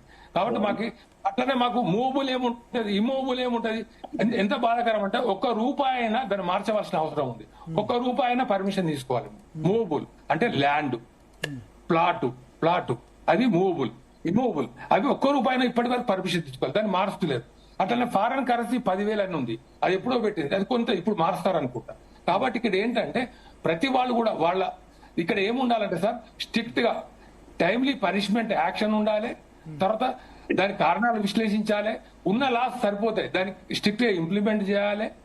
తర్వాత ఒక మంచి ఉద్యోగి అంటే మనం ఒక మంచి మెసేజ్ ఇవ్వగలగాలి సమాజంలో. ఏంటంటే ఇతను మంచిగా చేస్తున్నాడు కాబట్టి ఇతనికి ఒక గుర్తింపు. నాతో చాలా మంది వాళ్ళ బాధలు చెప్పుకుంటాం. నేను మీకంటే ఎక్కువ బాధపడ్డాను నేను బాబు. నేను ఎప్పుడు హ్యాపీగా పాజిటివ్ గా ఉన్నాను. ఏంటంటే నేను తరచుగా ట్రాన్స్ఫర్ చేయబడుతున్నా. అవును, ట్రాన్స్ఫర్ అవుతావు కావు, కానీ నువ్వు ఎందుకు కావాలి ట్రాన్స్ఫర్? నువ్వు ఇంకోళ్ళని ఎందుకు అడగాలి? అవసరం లేదు కదా. మాకు ఆల్రెడీ రూల్ ఉందండి, బ్రింగింగ్ అన్డ్యూ ప్రెజర్ రూల్ 24 అని. కానీ గమ్మత్తైన విషయం ఏంటంటే వాళ్ళందరి దగ్గరికి జగదీష్ బాయ్ చెప్పినట్టు అందరి దగ్గరికి పోవాల్సి వస్తుంది, పోస్టింగ్ కోసమో లేకపోతే అంటే మంచి చెడు పోస్టింగ్ కాదు. కాబట్టి ఇక్కడ ఏంటంటే ట్రాన్స్పరెన్సీ అనేది ఉండాలి. అంటే ఇక్కడ అమలు పరిచే అధికారి అత్యంత నిబద్ధత నైతికత కలిగిన అధికారి ఉండాలి. అంటే పై నుంచి వచ్చినప్పుడు కింద మార్పులు వస్తాయి. ఎవరి అధికారికి వాళ్ళకి పర్టికులర్ గా వాళ్ళకి పవర్స్ ఉండాలి. ఇలా కలెక్టర్ పవర్ కలెక్టర్ కు ఉండాలి, ఇంజనీర్ పవర్ ఇంజనీర్ కు ఉండాలి. వాళ్ళ పవర్లన్నీ పక్క వాళ్ళు తీసుకున్న తర్వాత వాళ్ళు ఎట్లా చేస్తారు చెప్పండి? అవును, నేను అంటున్నా కదా, అది చెప్పాలి. మనం మనమే ఇప్పుడు ఎలా ప్రభుత్వ ఉద్యోగం మీరు చేసి పర్మిషన్ తీసుకుంటారు, ప్రజలు కూడా తీసుకోవాలి, ఇన్కమ్ ట్యాక్స్ కూడా కట్టాలి. అందరూ పెద్ద పెద్ద కార్ల వాళ్ళు వచ్చి వాళ్ళు వైట్ రేషన్ కార్డు ఉంటది. ఇలా ఒక అటెండర్, చిన్న అటెండర్ కు వానికి ఇన్కమ్ ట్యాక్స్, ఆ ట్యాక్స్, ఈ ట్యాక్స్, జిఎస్టీ ఇవన్నీ ఉంటాయి. ఎట్లా బాగుంటున్నారు? అది ఇప్పుడు పెద్ద కాలేజీలో చేయాలి, చిన్న కాలేజీలో చేయాలంటే వాళ్ళ కాలేజ్ ఫీజు ఎంత, వాళ్ళు తీసుకునే ఫీజు ఎంత, వాళ్ళు డొనేషన్ ఫీజు ఎంత, ట్యూషన్ ఫీజు ఎంత, ఇవన్నిటికీ సంస్కరణ జరగాలి. ఒకటే ఉద్యోగులని కాదు, ఇక్కడ మనం మూల కారణాలు విశ్లేషించాలి. ఇప్పుడు ఒక రేషన్ కార్డు ఎవరు ఇస్తున్నారు? ఒక రెవెన్యూ డిపార్ట్మెంట్ ఇస్తుంది. రెవెన్యూ డిపార్ట్మెంట్ వాళ్ళు ఏం చేయాలి? వాళ్ళు పోయి అక్కడ ఏంది స్ట్రిక్ట్ గా చూసి నో అంటే అయిపోతుంది. నేనంటే నా భావన చెప్తున్నా నేను. అవును, నో అంటే అయిపోతుంది కదా. ఎస్, ఇప్పుడు కార్లో తిరిగే వాడికి నో అంటే అయిపోద్ది కదా జగదీశ్వర్ గారు, ఎందుకు ఇవ్వడం రేషన్ కార్డు? ప్రభుత్వం నుంచి వెళ్ళి ఏ పారితోషికం తీసుకున్నా ప్రతి ఒక్కరు ఏసీబీ దానికి వస్తారు. ఇలా అందరూ వస్తారు. ఇలా మా ప్రభుత్వ ఉద్యోగులు అంటే మేమే కాదు, ఇప్పుడు ఇలా ఎవరైతే ప్రభుత్వం నుంచి వెళ్ళి పారితోషికం తీసుకుని వాళ్ళు అందరూ వస్తారు. వీళ్ళందరికీ రిసిప్ట్ ఉండాలి, మోలు ఇమ్మోలు ప్రాపర్టీ అందరు చూపించాలి, అందరు ఇన్కమ్ ట్యాక్స్ కట్టాలి. వాళ్ళు ఎంతమంది కడుతున్నారు మనం చూడవలసిన బాధ్యత ఉంది. ఇలా పెద్ద పెద్ద కార్లలో వస్తారు, వాళ్ళు కొనుక్కొని వస్తారు. మా ఉద్యోగి వాళ్ళకి ఇన్కమ్ ట్యాక్స్ కడతాడు, మరి వాళ్ళు కట్టలేక పరిస్థితి ఉంది. ఇప్పుడు మీ జగదీశ్వరరావు గారు, ఉద్యోగుల్ని ఇక్కడ మీరు వెనకేసుకు రావడం కాదు, ఉద్యోగం వెనకేస్తలేను నేను అనేది అందరికి. ఇప్పుడు అందరు ఉద్యోగుల మీద లేదు కదా, అందరు ఉద్యోగుల మీద అనట్లేదు కదా. ఇప్పుడు ప్రభుత్వ సొమ్ము పొందుతున్న వాళ్ళందరూ కూడా దాని కింద. నేను ప్రభుత్వం నుంచి వెళ్ళి పారితోషికం తీసుకున్న ప్రతి ఒక్కరు దీని కిందికి వస్తారు, ఏసీబీ కిందికి వస్తారు అని చెప్తున్నా. నేను ఏసీబీ ట్రాప్ చేస్తారు, వాళ్ళు సస్పెండ్ అవుతారు, వాళ్ళు ఇబ్బంది పడుతారు, వాళ్ళ ఆస్తులు జప్తు చేయని అవినీతి. ఇబ్బంది అంటే ఇప్పుడు ఏసీబీ దగ్గర అయితే డైరెక్ట్ గా నోట్లు తీసుకుని పింక్ కలర్ లో అయితేనే కదా అరెస్ట్ చేసేది, ప్రైమ్ ఆఫీస్ ఉంటేనే కదా. ఇబ్బంది పడకపోతే ఎట్లా మరి? మీకు భరత్ గారు ఒక నిమిషం జగదీష్ ఒక నిమిషము. ఈ కన్విక్షన్ ఎందుకు అవుతలేవంటే ఇప్పుడు జరిగేటి అన్ని కూడా ఫాల్స్ కేసులే చేస్తున్నారు చాలా వరకు. నేను చాలా నా కళ్ళతో చూస్తాను. నేను 50 రూపాయలు అంటే పోస్ట్ మ్యాన్ ఒక 50 రూపాయలు వానికి ఏదో ఇనాం అడిగితే కూడా అది కూడా ఏసీ బోళ్ళు మరి కేసులో పడుతుందని చెప్పేసి అటువంటి కేసులు కూడా చాలా ఉన్నాయి. తీసుకోవచ్చు, తప్పేం లేదు. అది ఉన్నది ఆల్రెడీ, దాన్ని కూడా మనోరన్నా చెప్పాలి. ఏంది 500 రూపాయల వరకు తీసుకోవచ్చా ప్రభుత్వ ఉద్యోగం? చెప్పండి మనోహర్ గారు, రూల్ ఏంది? రూల్ అట్లా కాదు కానీ గిఫ్ట్స్ మేమేముంటే రూల్ ఏం చెప్తా అంటే గిఫ్ట్స్ కూడా నువ్వు నీ కరప్షన్ లంచం అనే బ్రైవ్ అనేది ఏ రూపంలో తీసుకున్నా నేరమే, శిక్షారమే. స్వీట్ బాక్స్ తీసుకుంటే పని చేస్తే స్వీట్. సార్ వినండి sir, gifts below 200 rupees in ceremonial functions. అంటే పాలు పండ్లు ఇంకా ఇతరత్ర గిఫ్ట్లు 200 రూపాయల లోపల తీసుకోవచ్చు అని ఉంటుంది. ఎందుకంటే ఇప్పుడు మా దగ్గర కూడా వచ్చి కొద్దిమంది స్వీట్ బాక్స్ ఇస్తారు, తీసుకోవచ్చా లేదా? యాక్చువల్లీ స్వీట్ తీసుకోవచ్చా? 200 అన్నది ఎప్పుడు వచ్చింది? ఎన్నేళ్ల కింద? అది అది మారలేదు. అది భరత్ గారు ఒక పాయింట్ ఏంటంటే ఇప్పుడు హైకోర్టు స్థాయి కోర్టులో శరత్ గారు కూడా ఆన్సర్ చేయాలి. హైకోర్టు స్థాయిలో ఎంపీ ఎమ్మెల్యేలు ప్రజాప్రతినిధులు ఓడిపోయిన వాళ్ళు కావచ్చు, కంటెస్ట్ చేసిన వాళ్ళు కావచ్చు, గెలిచిన వాళ్ళు కావచ్చు, వాళ్ళకు సంబంధించిన కేసెస్ ఏమైనా వస్తే యుద్ధ ప్రాతిపదికన దాన్ని అటెండ్ చేయాలి అని హైకోర్టు చాలా సంవత్సరాల నుంచి అది ఒక ప్రాక్టీస్ గా నడుస్తున్నది. సిమిలర్లీ ఇటువంటి అంటే ఈ అధికారులు ఎవరైతే అబ్నార్మల్ అసెట్స్, డిస్ప్రపోర్షనల్ అసెట్స్ కేసెస్ వచ్చినప్పుడు కూడా ఏసీపీ కోర్టులు కావచ్చు, కొన్ని సందర్భాలలో సిబిఐ కోర్టులు కావచ్చు, ఖచ్చితంగా దీన్ని అంటే ఏదైతే ప్రజాధనము దుర్వినియోగం జరిగిందో అది ప్రజా ప్రతినిధులు కావచ్చు, అంటే అది పొలిటికల్ కరప్షన్ అయినా, ఈవెన్ అధికారులకు సంబంధించిన కరప్షన్ అయినా, anything with respect to corruption should be dealt with in immediate effect. ఎందుకంటే ఇప్పుడు నేను మీకు ఒక ఎగ్జాంపుల్ చెప్తాను. లాస్ట్ 2024లో సిఏజీ రిపోర్ట్, ఈ దేశంలో అనేక స్కాములు బయటపడ్డాయి సిఏజీ రిపోర్ట్ బేసిస్ మీద. ఎందుకంటే సిఏజీ అనేది ఒక రాజ్యాంగబద్ధ సంస్థ, ఇండిపెండెంట్ బాడీ. సో సిఏజీ అంత క్లియర్ గా కాళేశ్వరంలో జరిగిన కుంభకోణం మీద లేకుండా స్కామ్ మీద యాబ్ ఇనిషియో తీసుకోవాలి, ఇమ్మీడియట్లీ తీసుకోవాలి, చాలా ఇంటెన్షనల్ గా దీనిలో ఫ్రాడ్ జరిగింది అని వారు ఇచ్చిన తర్వాత కూడా దాదాపు ఇప్పుడు సంవత్సరంన్నర అవుతున్నది, మార్చి 2024 సంవత్సరంన్నర అవుతున్నది. వివిధ కారణాల దృష్ట్యా ఇంకా తాత్సారం చేస్తూనే ఉన్నారు. ఇప్పుడు ఘోష్ కమిటీ కూడా ఈ పాటికే వాళ్ళు ఇంటర్వ్యూ రిపోర్ట్ ఇచ్చేసి చేయాల్సి ఉండే. తర్వాత విజిలెన్స్ డిపార్ట్మెంట్ 17 మంది ఇంజనీర్ల పేర్లు, ఎల్ఎన్టీ సంస్థ పేరు కూడా ఇచ్చి వాళ్ళు రిపోర్ట్ ఇచ్చారు ఎల్ఎన్టీ మీద ఇమీడియట్లీ క్రిమినల్ ప్రొసీడింగ్స్ చేయమని. కానీ ఇప్పటి వరకు గవర్నమెంట్ అంటే ఎవరి మీద యాక్షన్ తీసుకోవాలి, ఎవరి మీద యాక్షన్ తీసుకోవద్దని ముఖ్యమంత్రి గారా మరి గవర్నమెంటా ఎవరు ఆలోచించి ఒక కన్వీనియన్స్ ప్రకారం చేస్తున్నారనేది we have to see. This is very important. ఇప్పుడు విజిలెన్స్ మార్చి 2025 లో ఒక రిపోర్ట్ ఇచ్చిందండి. 17 మంది అధికారుల పేర్లు, అట్లాగే ఎల్ఎన్టీ సంస్థ. ఇప్పటి వరకు కనీసం ఒక ఎఫ్ఐఆర్ బుక్ చేయలేదు. మీరు ఎఫ్ఐఆర్ పెడతా కదా అసలు దానికి సంబంధించిన విషయాలు. నేను ఇంకొక విషయం చెప్తాను. ఇక్కడ జగదీశ్వర్ గారు ఇందాక మాట్లాడుతూ ఒక ఇంపార్టెంట్ పాయింట్ అన్నారు. తప్పిపోయి గిట్ట ఒకవేళ ట్రాప్ అయితే, అంటే ఒక ఆనెస్ట్ ఆఫీసర్ ట్రాప్ అయినా, ఎందుకంటే నేను ఈడీ కేసెస్ 1-2 కేసెస్ దగ్గర నుంచి చూసాను. ఈడీ కేసు కూడా అంతే, వాడు విపరీతమైన బ్లాక్ మనీ స్టాష్ చేసి బస్తాలలో నింపుకున్నాడేమో బయటపడగలుగుతాడు ఈజీగా. అదే ఒక ఆనెస్ట్ పర్సన్ గిట్ట ఈడీ కేసు వచ్చింది అనుకోండి, వాడు కనీసం క్యాబ్ లో వాపసు అయ్యేందుకు 200 రూపాయలు కూడా వాళ్ళ దగ్గర ఉండవు. ఎందుకంటే everything will be attached immediate effect. అసలు వాళ్ళ భర్త, భార్య, కుటుంబం మొత్తం మంది ఆస్తులు, వాళ్ళ చెల్లె. నేనేమంటా అంటే ఈ ఈడీ కేసులు లాగానే ఏసీబీ కూడా ఉండాలంట. అంటే మీరు చెప్పిన పాయింట్ కరెక్ట్. ఎందుకంటే ఈడీ కేసు అయినా ఇప్పుడు మనం చాలా సార్లు ఒక ఎగ్జాంపుల్ కేస్ స్టడీస్ గురించి చదువుతాము. ఏంది, కౌంటింగ్ చేసే మిషన్లు కూడా పాడైపోయినాయి, అంటే కౌంట్ చేయలేక నోట్లను వేడైపోయి. అంత దారుణమైన మనీ స్టాష్ చేసిన వాళ్ళు చాలా తేలికగా బయటకు రాగలుగుతారు. ఎందుకంటే 10% కూడా కన్విక్షన్ లేదు. ఎందుకంటే అన్ని లేయర్స్ లో కరెక్షన్ ఉంటుంది సార్. అన్ని లేయర్స్ లో మీరు ఎంత ఇంటెన్షన్ చేయండి, అన్ని శరత్ గారు ఐడియా ఉంటుంది. శరత్ గారు, ఈడీ మిగతా అన్ని కేసులు different, ED case different. ED కేసులో నేను తప్పు నేను ప్రూవ్ చేసుకోవాలి, ప్రాసిక్యూషన్ కాదు. సో అట్లా యాంటీ కరప్షన్ కేసులో కూడా తీసుకొస్తే ఏమైతుంది? లేకపోతే ఆదాయం మించిన ఆస్తుల కేసులు కూడా తీసుకొస్తే ఏమైతుంది? తప్పే ఉంది భరత్ గారు. అది పిఎంఎల్ఏ యాక్ట్, అది పిఎంఎల్ఏ యాక్ట్ లో అట్లా ఉంది. అందుకని అటువంటి యాక్ట్ ఇక్కడ ప్రివెన్షన్ ఆఫ్ కరప్షన్ యాక్ట్ కూడా తీసుకొస్తే తప్పేందంటారా? Good idea. భరత్ అన్న ఒక్క నిమిషం, ఒక సంఘటన చెప్తా పడండి. ఒక ఈ ఎగ్జిక్యూటివ్ ఇంజనీర్ స్ట్రిక్ట్ గా ఉన్నాడు అక్కడ, శాండ్ తీసుకోపోనియలేదు, ఏం చేయలేదు. సార్ మీ దగ్గర మాట్లాడతామని చెప్పేసి డబ్బులు తీసుకొచ్చి ఆయన ఇంటి ముంగట వేసిండు. ఆయన టెన్షన్ తోని ఆ డబ్బులు తీసి బయట వేస్తుంటే ఏసీబీ ట్రాప్ చేసింది. అది కరీంనగర్లో జరిగిన సంఘటన. కొన్ని చాలా మందికి అవన్నీ ఏసీబీ అన్ని కరెక్ట్ ఏమి ఉండవు. మంచి అధికారి ఉంటే ఆ అధికారిని పనిచేయకుండా కూడా చాలా మంది దీని మీద దృష్టి ఉంటది. మీకు ఒక విషయం చెప్పనా సార్? చెప్పండి. మీ అనుభవం ఏమో గానీ నా అనుభవం చెప్తాను వినండి సార్. తిరుపతి వెంకటేశ్వర స్వామి దగ్గరికి పోయి కళ్యాణం లడ్డు తీసుకువచ్చిన అన్న దేవుడి ప్రసాదం అని చెప్పి ప్రసాదం డబ్బాలు పైసలు పెట్టి ఇచ్చి ట్రాప్ చేయించిన సందర్భాలు కూడా నాకు తెలుసు. నేను చాలా నీచమైన విధంగా నిజాయితీ గల ఆఫీసర్లను ట్రాప్ చేసిన విధానాలు కూడా నేను చూసిన. అయితే ఒక విషయం చెప్పాలి భరత్ గారు, ఇప్పుడు మీరు ఒకటి బర్డన్ చూసుకోవాలి కదా. ఇప్పుడు తిరుపతి లడ్డు అంటే అది ఓపెన్ చేస్తే లడ్డు ఉన్నదా ఏమన్నా తీసినాక వాళ్ళు పోలీసులు వచ్చేస్తారు, పట్టుకుంటారు. ఎట్లా చూస్తారు? అదే ఎట్లా చెప్తారు భరత్ గారు? చూస్తే నాకు ఇవాళ కూడా లడ్డు తీసుకుని వచ్చారు మా కొలీగ్ లడ్డు తీసుకొచ్చి ఇచ్చారు నాకు. నా టేబుల్ మీద ఉంది, కనబడుతుంది. లడ్డు క్యాష్ కు తేడా లేకుండా ఎట్లా ఉంటది?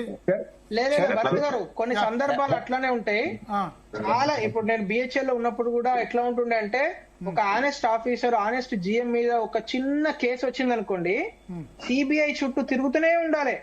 అంటే బర్డన్, ఇందాక మీరు అన్నారు బర్డన్ ఆఫ్ ప్రూఫ్, అది చాలా అంటే హెరాసింగ్ గా ఉంటది ఆ ప్రాసెస్. ఇప్పుడు నిజంగా చేసినాడు అనుకోండి, నిజంగా చేసినాడు ఏంది, వాడు సంపాదించిన 100 రూపాయలలో ఓ 50 రూపాయలు పీక్త వీకనని అందరికి ఇచ్చేసి. అంటే నేను అనేది అది ఒక్కటే కాదు, సంపాదించిందే కాదు, సంపాదించిన ఆస్తులు వేలం వేసి వెంటనే సంవత్సరంలో వేలం వేసి ప్రజలకు పంచిపెట్టాలి. ఇలాంటి ఇప్పుడు మీరు ఇందాక మనం అనుకున్నాం కదా, ఈ 2-3 మొత్తం ఆస్తులు వాడు సంపాదించనే కాదు, వాడుకున్న పూర్వీకుల ఆస్తులు కూడా వేలం వేయాలి. అట్లా చట్టం తీసుకురాకపోతే కష్టం. భరత్ గారు ఒక సందర్భం చెప్తున్నా, పూర్వీకుల ఆస్తులు కూడా వేలం వేయాలంటారు నేను. దీని ద్వారా కాదు. భరత్ గారు ఒక్క నిమిషం, ఒక మెసేజ్ పెట్టిండు. ఒక అమ్మాయికి 500 రూపాయలు ఏదో ఒక లంచ రూపాయి ఇచ్చి ఏసీ ట్రాప్ అయింది. ఆమె పాలిచ్చే పిల్లగాడు ఉన్నా కూడా 14 రోజులు రిమైండ్ చేశారు మహిళనని చూడకుండా. అది 500 ఇచ్చిండు, ఏమి ఇచ్చినా చూస్తలేరు. ఇచ్చినా పట్టుకున్నా. మీరు ఒకవేళ మిస్ అయితే, టార్గెట్ మిస్ అయితే ఇంకా పక్కోళ్ళను కూడా పట్టుకునే చరిత్రలు మస్తున్నాయి. మీకు ఒకసారి చూడండి. ఇంకా మీరు చెప్పేది 5-10% కేసెస్, 5-10% కేసెస్ 5-10 కాదండి, మాక్సిమం కేసెస్ కన్విక్షన్ అయితలేవంటే కారణం అదే, ఫాల్స్ కేసులు పెడుతున్నారు కాబట్టి. నేను దీని మీద రీసెర్చ్ చేశాను. నేను దీని మీద ఈ ఏసీబీ కేసుల మీద 10 సంవత్సరాలు ఆ కోర్టు చుట్టూ తిరగడమే పనిష్మెంట్. ఆదాయానికి మించిన ఆస్తులు కూడా ఫాల్స్ కేసులో, ఆదాయం మించిన ఆస్తులు కూడా అవి కూడా చెప్తాను ఏంటండి ఒక విషయం. ఆదాయం మించిన ఆస్తులు కూడా ఒక ఆయన ₹1 పెట్టి 90 లక్షలు లోన్ పెట్టి ₹1,00,00,000 పెట్టి విల్లా కొనుక్కున్నాడు. వెంటనే ఆయన మీద ఆదాయం మించిన ఆస్తి అని చెప్పేసి ఆయన మీద కేసు పెట్టారు.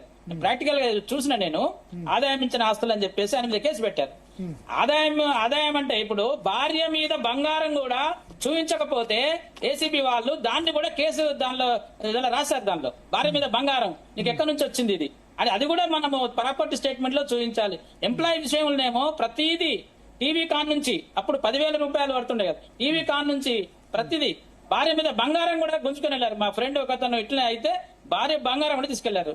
సో ఇట్లా ఏంటంటే ఎంప్లాయీస్ విషయంలో బాగా స్ట్రిక్ట్ గా ఉండి చాలా వరకు అన్ని కూడా ఎందుకు పోతున్నాయంటే నేను కలిసాను ఒక అడ్వైజరీ, దీనికి ఒకరు ఉంటారు కదా స్టాండింగ్ కమిటీ, ఆయన చెప్పాడు అనమాట చాలా కేసులు కొట్టుడు పోతున్నాయి. ఎందుకు అంటే కన్విక్షన్ అయితే లేవు అని. ఎందుకు అవుతున్నాయి అంటే ఈ ఫాల్స్ కేసులు చేస్తున్నారు కాబట్టి. మనకి ఏంటంటే వాళ్ళు ఉల్టా పోతలేరు కాబట్టి మనం బతికిపోయినాం. లేకపోతే వాళ్ళు కాంపిటీషన్ ఏమంటే చాలా ఇవ్వాల్సి వస్తుంది వాళ్ళ లాస్ట్ కి. వాళ్ళ కుటుంబ సభ్యులు కూడా పడకుండా ఏసీబీ ట్రాప్ చేసిన మా కోకొల్లలు. ఇంతకుముందు మీరు శ్రీధర్ గారి గురించి చెప్తున్నారు, మన నూనె శ్రీధర్ గారు దొరికిందని చెప్తుండ్రు. ఆయన కొడుకు లవ్ మ్యారేజ్ చేసుకుని వజ్రాల వ్యాపారి, ఆయన పోయి బ్యాంకాక్ లో పెళ్లి చేసిండని చెప్తుండ్రు. బ్యాంకులలో మహిళలు ఆడవారు చేస్తారు కదా, ఆయన కూడా బ్యాంకాక్ లో పెళ్లి చేసిండని పెద్ద మొత్తం చేస్తుండ్రు. యాక్చువల్ గా వాళ్ళ కొడుకు inter caste marriage love marriage చేసుకున్నాడు, అక్కడ పోయి పెళ్లి చేశాడు. దాన్ని కూడా మనం అందరూ ఆయన అకౌంట్ లో చేస్తున్నాం. వాస్తవం చెప్తున్నా ఇది అంటే కానీ ఇటువంటి ఎన్నో ఉంటాయి. ఒకటి భరత్ గారు, మనోహర్ రావు గారు చెప్పండి. భరత్ గారు, ఇక్కడ ఏంటంటే శరత్ గారికి తెలుసు మిత్రుడికి, ఇప్పుడు ఏసీబీ వాళ్ళు చేసేటప్పుడు మీరు పేపర్ చూడండి, మీకు చెప్పేది బహిరంగ మార్కెట్ విలువ అంటారు, కానీ కేసు చేసేటప్పుడు ఆ విలువ బహిరంగ మార్కెట్ విలువ పెట్టరు. ఆ డాక్యుమెంట్ ఆధారిత విలువనే ఉంటది. అది ఇక్కడ ఏమంటా అంటే ఆధారిత విలువ ఉన్నప్పుడు ఒక వ్యక్తి యొక్క ఆదాయం ఎంత, అప్పుడు ఆయన కొన్నది ఎంత, అక్కడే తెలిసిపోతుంది. ఈ కేసు నిలకపోవడానికి కారణం అదే. మెయిన్ గా ఏంటంటే మా పరిశీలనలో ఇంకా తను ఎక్కువ చెప్పగలడు శరత్ గారు, ఎందుకు నిలకపోతాయంటే ఫాల్స్ కేసులా ట్రూ కేసులా అని కాదు అక్కడ సమస్య. అక్కడ ఎందుకు కేసులు నిలకపోతున్నాయి అంటే ప్రాసిక్యూషన్ గట్టిగా ఆ సాక్షులను ప్రవేశం లెక్క పెట్టడం, దాని దగ్గర డాక్యుమెంటరీ ఎవిడెన్స్ తెలియకపోవడం జరుగుతుంది. ఇక్కడ ఏంటంటే మనకు పేపర్లు ఇచ్చేటి ఇప్పుడు మీరు అన్న 700 కోట్లు బహిరంగ మార్కెట్ విలువ అంటారు, కానీ అసలు మార్కెట్ విలువ ఉంటది కావచ్చు, కొన్ని 100 కోట్లు ఉంటుందో మనకు తెలియదు. కానీ ఆ విలువ దేని ఆధారంగా ఉంటే డాక్యుమెంట్ ఆధారంగానే ఉంటది. అప్పుడు ఏం చేయాలంటే అది ఎప్పుడు కొన్నాడు విలువ, అప్పుడు ఆయన కనీసం అట్లీస్ట్ టోటల్ అంత జీతం ఉందా లేదా అని అప్పుడు తెలిసిపోతుంది సింపుల్ గా. అంతకుమించి ఏం లేదు నేను చెప్పాలి. శరత్ గారు సార్ ఒక విషయం చెప్పాలి భరత్, 2 అంశాలు మీరు రేజ్ చేస్తున్నారు. ఒకటేమి బర్డన్ ఆఫ్ ప్రూఫ్ షిఫ్ట్ చేయాలని అన్నారు, అది న్యాయ సూత్రాలకు విరుద్ధం భరత్. ఎందుకంటే మరి ఈడీలో ఎందుకు చేశారు, ED money laundering at PMLA ఎందుకు చేశారు? ఎగ్జాక్ట్లీ నేను చెప్తాను, just you give me an opportunity, I'll tell you. ఇప్పుడు ఎట్లుంటుందంటే కొన్ని సందర్భాలలో మాత్రమే బర్డన్ ఆఫ్ ప్రూఫ్ ను సోషియో ఎకనామిక్ అఫెన్సెస్ అంటారు. ఫర్ ఎగ్జాంపుల్ ఇప్పుడు బ్రైడ్ బర్నింగ్ ఉంది, for example with in 7 years లో ఒకవేళ ఎవరైనా బ్రైడ్ కనుక చనిపోతే burden of proof is on the husband to prove that she has died a natural death, she is not అని ఒక అంటే సోషియో ఎకనామిక్ కాన్సెప్ట్స్ లో ఉంటారట. పిఎంఎల్ఏ అనేది ఒక special enactment dealing with the economy of the country. అంతేగాని ప్రతి ordinary offence లో burden of proof will be shifted on the accused అంటే సర్వనాశనానికి ఆర్డినరీ అఫెన్స్ అనట్లేదు. ఇప్పుడు వినండి దయచేసి, అనట్లేదు నేను ఆర్డినరీ ఏసీబీ కేసులు అనట్లేదు, ఆదాయానికి మించిన ఆస్తుల కేసు. ఒక్క నిమిషం, 100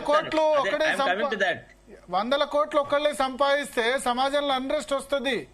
Bharat, I'm coming to that point. Actually ఐఏసీబీ కేసులలో ఎందుకు సర్వనాశనం అయితే అంటే వాళ్ళు ఈ డిస్ప్రపోర్షనేట్ ఎసెట్ కేసెట్స్ ని మా వాళ్ళు ఎట్లా ఫార్ములేట్ చేస్తారంటే మీరు ఉద్యోగంలో చేరినప్పటి నుంచి ట్రాప్ అయ్యే వరకు అంటే మీరు కేసు పట్టే వరకు ఉన్న ఆదాయాన్ని కౌంట్ చేస్తారు. ఎవడన్నా ఏ రోజున ఉద్యోగంలో చేరితే ఆ రోజు అవినీతికి పాల్పడతాడండి. అసలు ఎంత లోపభూయిష్టంగా ఉండదు. నేను చాలా సార్లు తిట్టేవాడిని మా ఆఫీసర్లో, నీకు బుద్ధి ఉందా అసలు ఇట్లాంటి కేసులు ఎందుకు తీసుకువస్తారయ్యా? నిన్న చాలా కేసుల్ని I use to advise for dropping off the case. పెద్దవే కదా, ఇప్పుడు తిమింగలాలే కదా పట్టుకునే ఆకులు రాజే దయచేసి వినండి భరత్ నా మాట వినండి. మీరు మురళీధర్ రావు వాడు వీడు అంటే ఈ మాట నేను ఎప్పుడు చెప్పినా భరత్, రిజైన్ చేసి బయటికి వచ్చిన తర్వాతనే చెప్పినాను. Kaleshwaram project is a big bogus, ఇది ఇట్లా జరిగింది, ఇది రకంగా జరిగింది కదా. ఇంకా చాలా మంది ఉన్నారు భరత్, చాలా అందుకని చాలా మంది ఉన్నారు. అయితే వాళ్ళను పట్టుకునే ఇంకోటి క్యాస్ట్ ఫీలింగ్ ఎంత ఉంటుందో తెలుసా ఈ ఆఫీసర్ల వ్యవహారాలలో. అవును. మై గాడ్, అసలు మనము ఇక caste plays a very pivotal role అబ్బా. ఇప్పుడు నేను ఒక మాట భరత్, ఒక 3-4 అడ్వైజర్లు ఉంటారు కదా ఇరిగేషన్ డిపార్ట్మెంట్ లో కేసీఆర్ గవర్నమెంట్ కి. అవును. వాళ్ళు రిటైర్మెంట్ అయిన తర్వాత 2 లక్షల జీతానికి పనిచేశారు కదా, వాడు ఎక్కడ ఏ డాట్ల మీద సిగ్నేచర్ పెట్టుంటే ఆ డాట్ల మీద సిగ్నేచర్ పెట్టినారు సార్. మీరు నమ్మరు, వాళ్ళు వచ్చి బయటకు వచ్చి తర్వాత అంటే గవర్నమెంట్ కూలిపోయిన తర్వాత ఆ ఎదవాళ్ళు చెప్తారు. నేను అప్పుడే తిట్టేవాడిని, మీకు సిగ్గు మానం ఉందా, మీకు క్యారెక్టర్ ఉందా, మీరు 2 లక్షలకు అమ్ముకుంటున్నారా మీ వ్యక్తిత్వాన్ని. అసలు వాళ్ళు they played with the public trust in such a way. నేను అంటాను ఫస్ట్ ఆఫ్ ఆల్ ఒక్కసారి రిటైర్మెంట్ అయితే ఆ ఆఫీసర్ కి చచ్చినా గానీ మళ్ళీ ఎక్స్టెన్షన్ ఇవ్వాలి సార్. భారతదేశంలో గొప్ప గొప్ప ఆఫీసర్లు ఉన్నారు, డిపార్ట్మెంట్ లో బై సీనియారిటీ వచ్చే వాళ్ళు ఉంటారు, రకరకాల వాళ్ళు ఉంటారు. వీడు లేకుంటే ఇక వ్యవస్థే నడవదు అనేలాగా మురళీధరరావు తీసుకొని వచ్చి పెట్టినారు. I opposed it. I did not like all this. Sharath గారు సార్, అప్పుడు ఉంది, ఇప్పుడు కూడా ఉన్నది. ఇప్పుడు కూడా అంతే. 10 సంవత్సరాలు ఎక్స్టెన్షన్ ఇస్తున్నారు. నేను అది తప్పు. మీరు నన్ను మాట్లాడనివ్వట్లేదు, దయచేసి నేను చెప్తాను వినండి. ఇప్పుడు మన శాంతి కుమారి గారు ఒక యుఓ నోట్ తీసుకొచ్చినారు. ఏమని, డిపార్ట్మెంట్లలో ఎంతమంది రిటైర్డ్ వాళ్ళు ఉన్నారు వాళ్ళ డీటెయిల్స్ ఇవ్వండి, వాళ్ళందరినీ డిస్పెన్స్ విత్ చేయండి అని అన్నారు. ఆమె రిటైర్మెంట్ కాకముందు మర్రి చెన్నారెడ్డి మానవ వర్ల దానికి ఆమెనే సీట్ తయారు చేసుకొని పోయి అక్కడ పోయి కూర్చున్నది. నోట్ ఇచ్చిన ఆమెనే పోయి ఆ ఉద్యోగంలో కూర్చుందండి రిటైర్మెంట్ తర్వాత. ఇప్పుడు రామకృష్ణారావు ఉన్నాడు చీఫ్ సెక్రటరీ, ఈయన ఆల్రెడీ ఒక పర్టికులర్ ప్లేస్ లో ఇంకా నేను రిటైర్మెంట్ కాగానే అక్కడ పోయి ఉంటా అని ఆయన ఉన్నాడు. నేను అడుగుతున్నాను, రామకృష్ణారావు గారికి తెలియదా కాళేశ్వరం ప్రాజెక్ట్ లో ఇరిగేషన్ అంటే ఇర్రెగ్యులారిటీస్ గురించి, కరప్షన్ గురించి తెలియదా? Why he has been made chief secretary? ఏమండి, చాలా విషయాలు మాట్లాడాలి, గట్టిగా మాట్లాడితే చాలా ప్రాబ్లమ్స్ వస్తాయి. కానీ రామకృష్ణారావు గారి మీద ఏం అలిగేషన్స్ లేవు కదా అట్లా. ఎందుకు సార్, మీరు ఛాన్స్ ఇవ్వండి సార్, చూపెడతారు అన్ని బయటికి తీసుకు.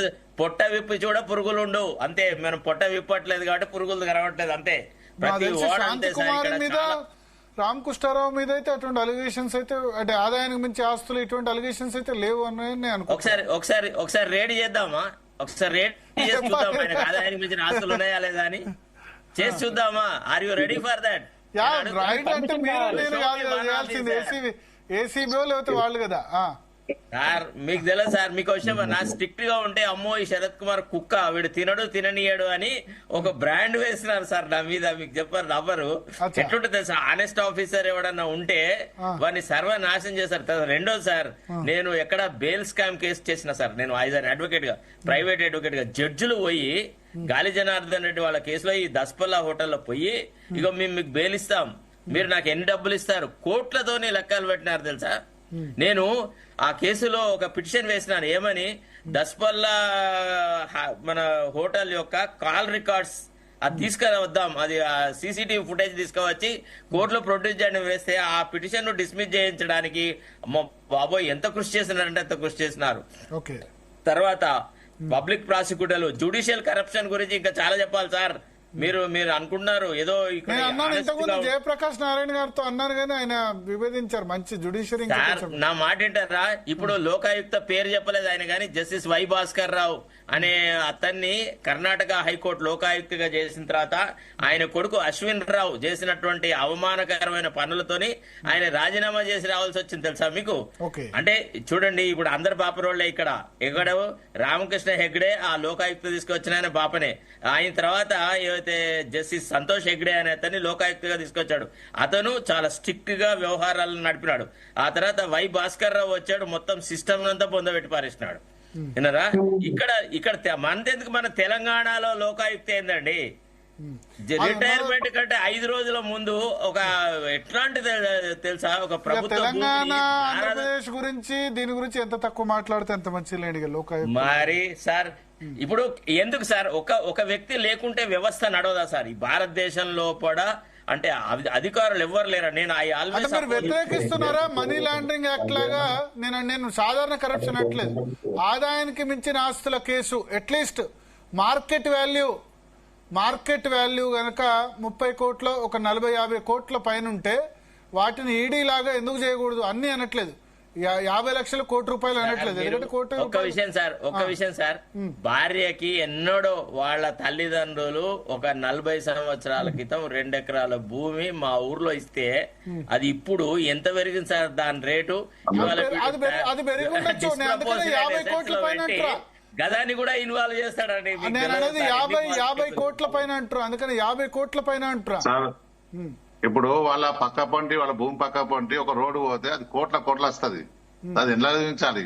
50 కోట్ల పైన అంటారు కదా. అది హైదరాబాద్ వేరు కదా. హైదరాబాద్ ఎక్కడైనా, హైదరాబాద్ అయినా, కరీంనగర్ అయినా, నిజామాబాద్ అయినా చెప్పాలి కదా, వెల్లడించాలి కదా. ప్రతి సంవత్సరం జనవరి 15th డిక్లేర్ చేయాలి కదా.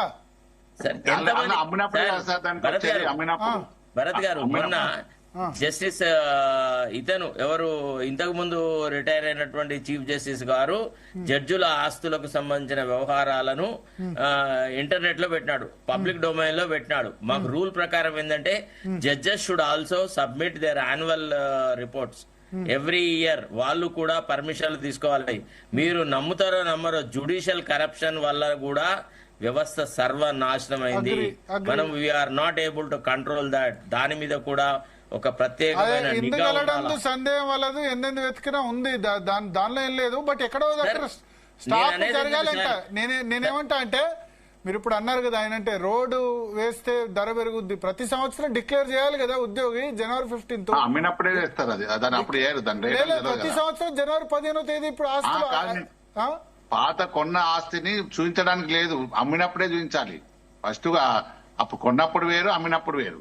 పాతది ఎప్పుడు 20 సంవత్సరాలు తీసుకురండి. ప్రతి సంవత్సరం ఉద్యోగి ఆస్తులు వెల్లడించాలని చెప్పి సార్ ఎవరు ఇవ్వకపోతే ఇవ్వని వాళ్ళు ఇటు దొరికినప్పుడు అవుతారు. మనోహర్రావు గారు మనోహర్ అన్నది కరప్షన్ డిపార్ట్మెంట్ కాబట్టి కాదు కాబట్టి ఇచ్చారు. ఈ కొన్ని కరప్షన్ డిపార్ట్మెంట్ లో మనోహర్రావు గారు చెప్పండి. జగదీష్ భాయ్, నేను పనిచేసింది అపాయింట్ సివిల్ సప్లై డిపార్ట్మెంట్ లో. దయచేసి నేను 25 ఏళ్ళు పనిచేసిన రాష్ట్రంలో నా పేరు అడగవచ్చు.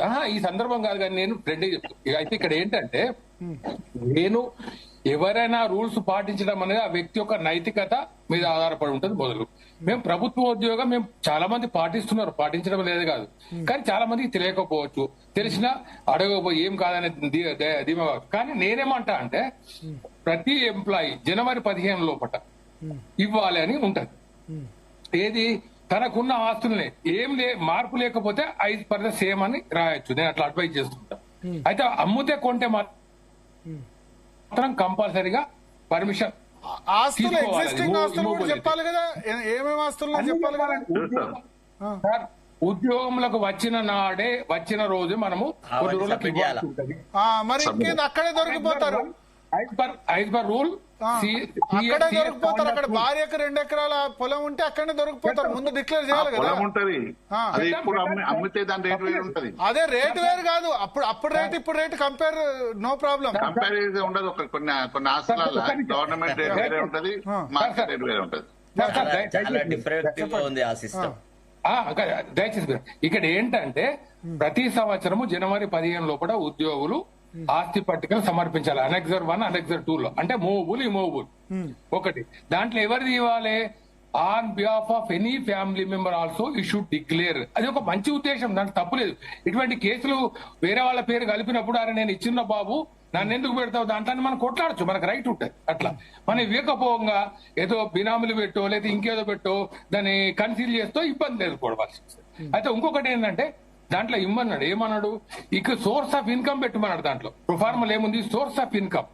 అట్లా అంటే నీకు ఏ ఆస్తి ఉంది, మూవబుల్ ఎంత ఉంది, ఇమూవబుల్ ఎంత ఉంది, ఈవెన్ జ్యువెలరీ ఎంత ఉంది, జ్యువెలరీ ఎట్లా వచ్చింది, ప్రతిదీ. అంటే మ్యారేజ్ ఎప్పుడు వచ్చింది, ఆ తర్వాత చెప్పుకుంటే చావాలి వాడి జీవితం అంతా. ఇంకా వేరే ఏం పని చేయద్దు సార్. మీరు చెప్పినట్టు ఆనెస్ట్ గా ఉన్నవాడే చచ్చిపోతాడు, నాశనం అయితే.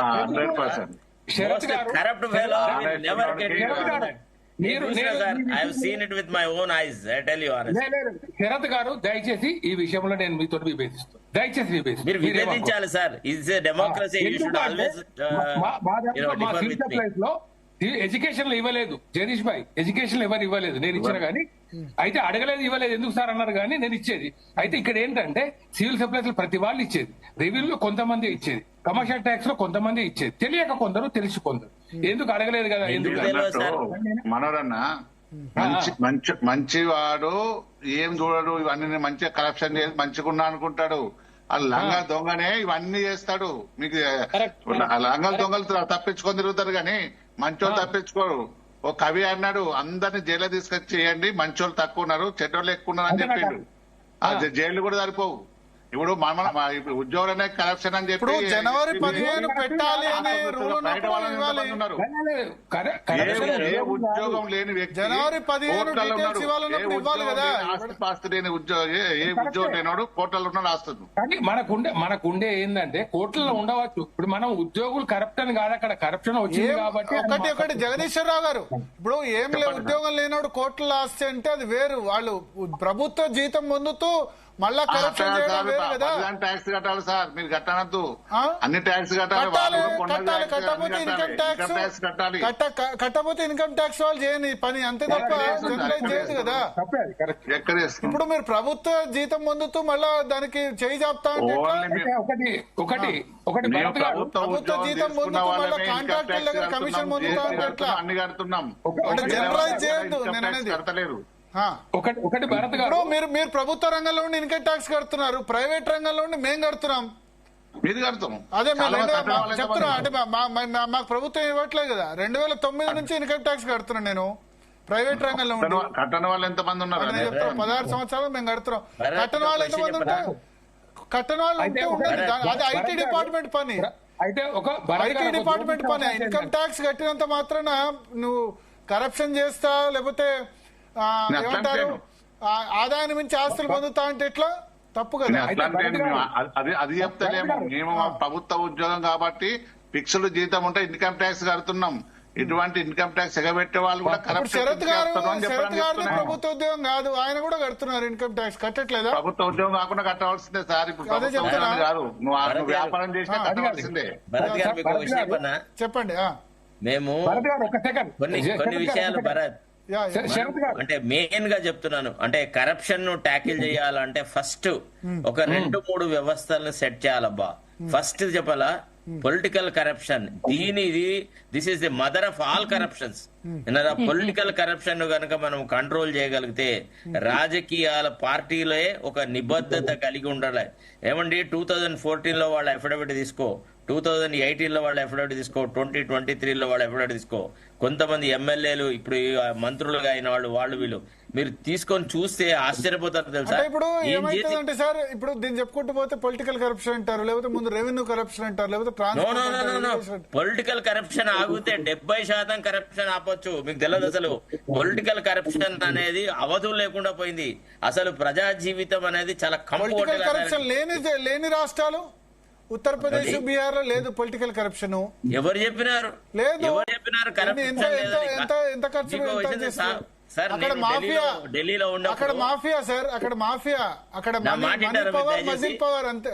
అక్కడ మజిల్ పవర్. మిత్రుడికి ఒక్కడికి ఉత్తరప్రదేశ్ లో ఒక యూనివర్సిటీ. సార్ ఢిల్లీలో ఎంత ఖర్చు అవుతుంది సార్? మీరు మొన్న అరవింద్ కేజ్రీవాల్ ఎలక్షన్ అయింది, ఎంత ఖర్చు అవుతుంది సార్ ఎలక్షన్ నిల్చుంటే? చెప్పండి మీరు. ఎవరికి? ఢిల్లీలో మొన్న అసెంబ్లీ ఎలక్షన్ అయింది, ఎంత ఖర్చు అవుద్ది అసెంబ్లీ ఎలక్షన్ లో చెప్పండి? 100 కోట్లు అవుతుంది ఢిల్లీ అసెంబ్లీలో. మరి ఏమనుకుంటారు? కోటి రూపాయలు కూడా కావట్లేదు సార్. అక్కడ పంపిణీ లేదు సార్. ఢిల్లీలో 8 సంవత్సరాలు ఉండొచ్చాను. మీరు గుజరాత్ పండి, గుజరాత్ ఎంత డెవలప్డ్. 50 లక్షలు కూడా కాదు ఎమ్మెల్యేకు ఖర్చు. ఓటుకు నోటు అన్నది లేదు అక్కడ. మన దగ్గర ఓటుకు నోటు అలవాటు. మనం ఢిల్లీలో పనిచేసిన రోజులకి ఇప్పటికి చాలా తేడా వచ్చింది భరత్ ప్లీజ్. అంటే నేను 17 వరకు ఉన్నా, ఇప్పుడు కూడా పోయి వస్తున్నా. మీరు కనుక్కోండి ఢిల్లీ అసెంబ్లీ ఎన్నికల్లో ఎక్కడ ఖర్చు పెట్టారు మీరు. అయ్యో రామా, మీరు గట్ల మాట్లాడితే ఎట్లా? అరే ఇప్పుడు మన Aam Aadmi party liquor scam అని చెప్తుంది. మొత్తం ఎంత? 100 కోట్లు.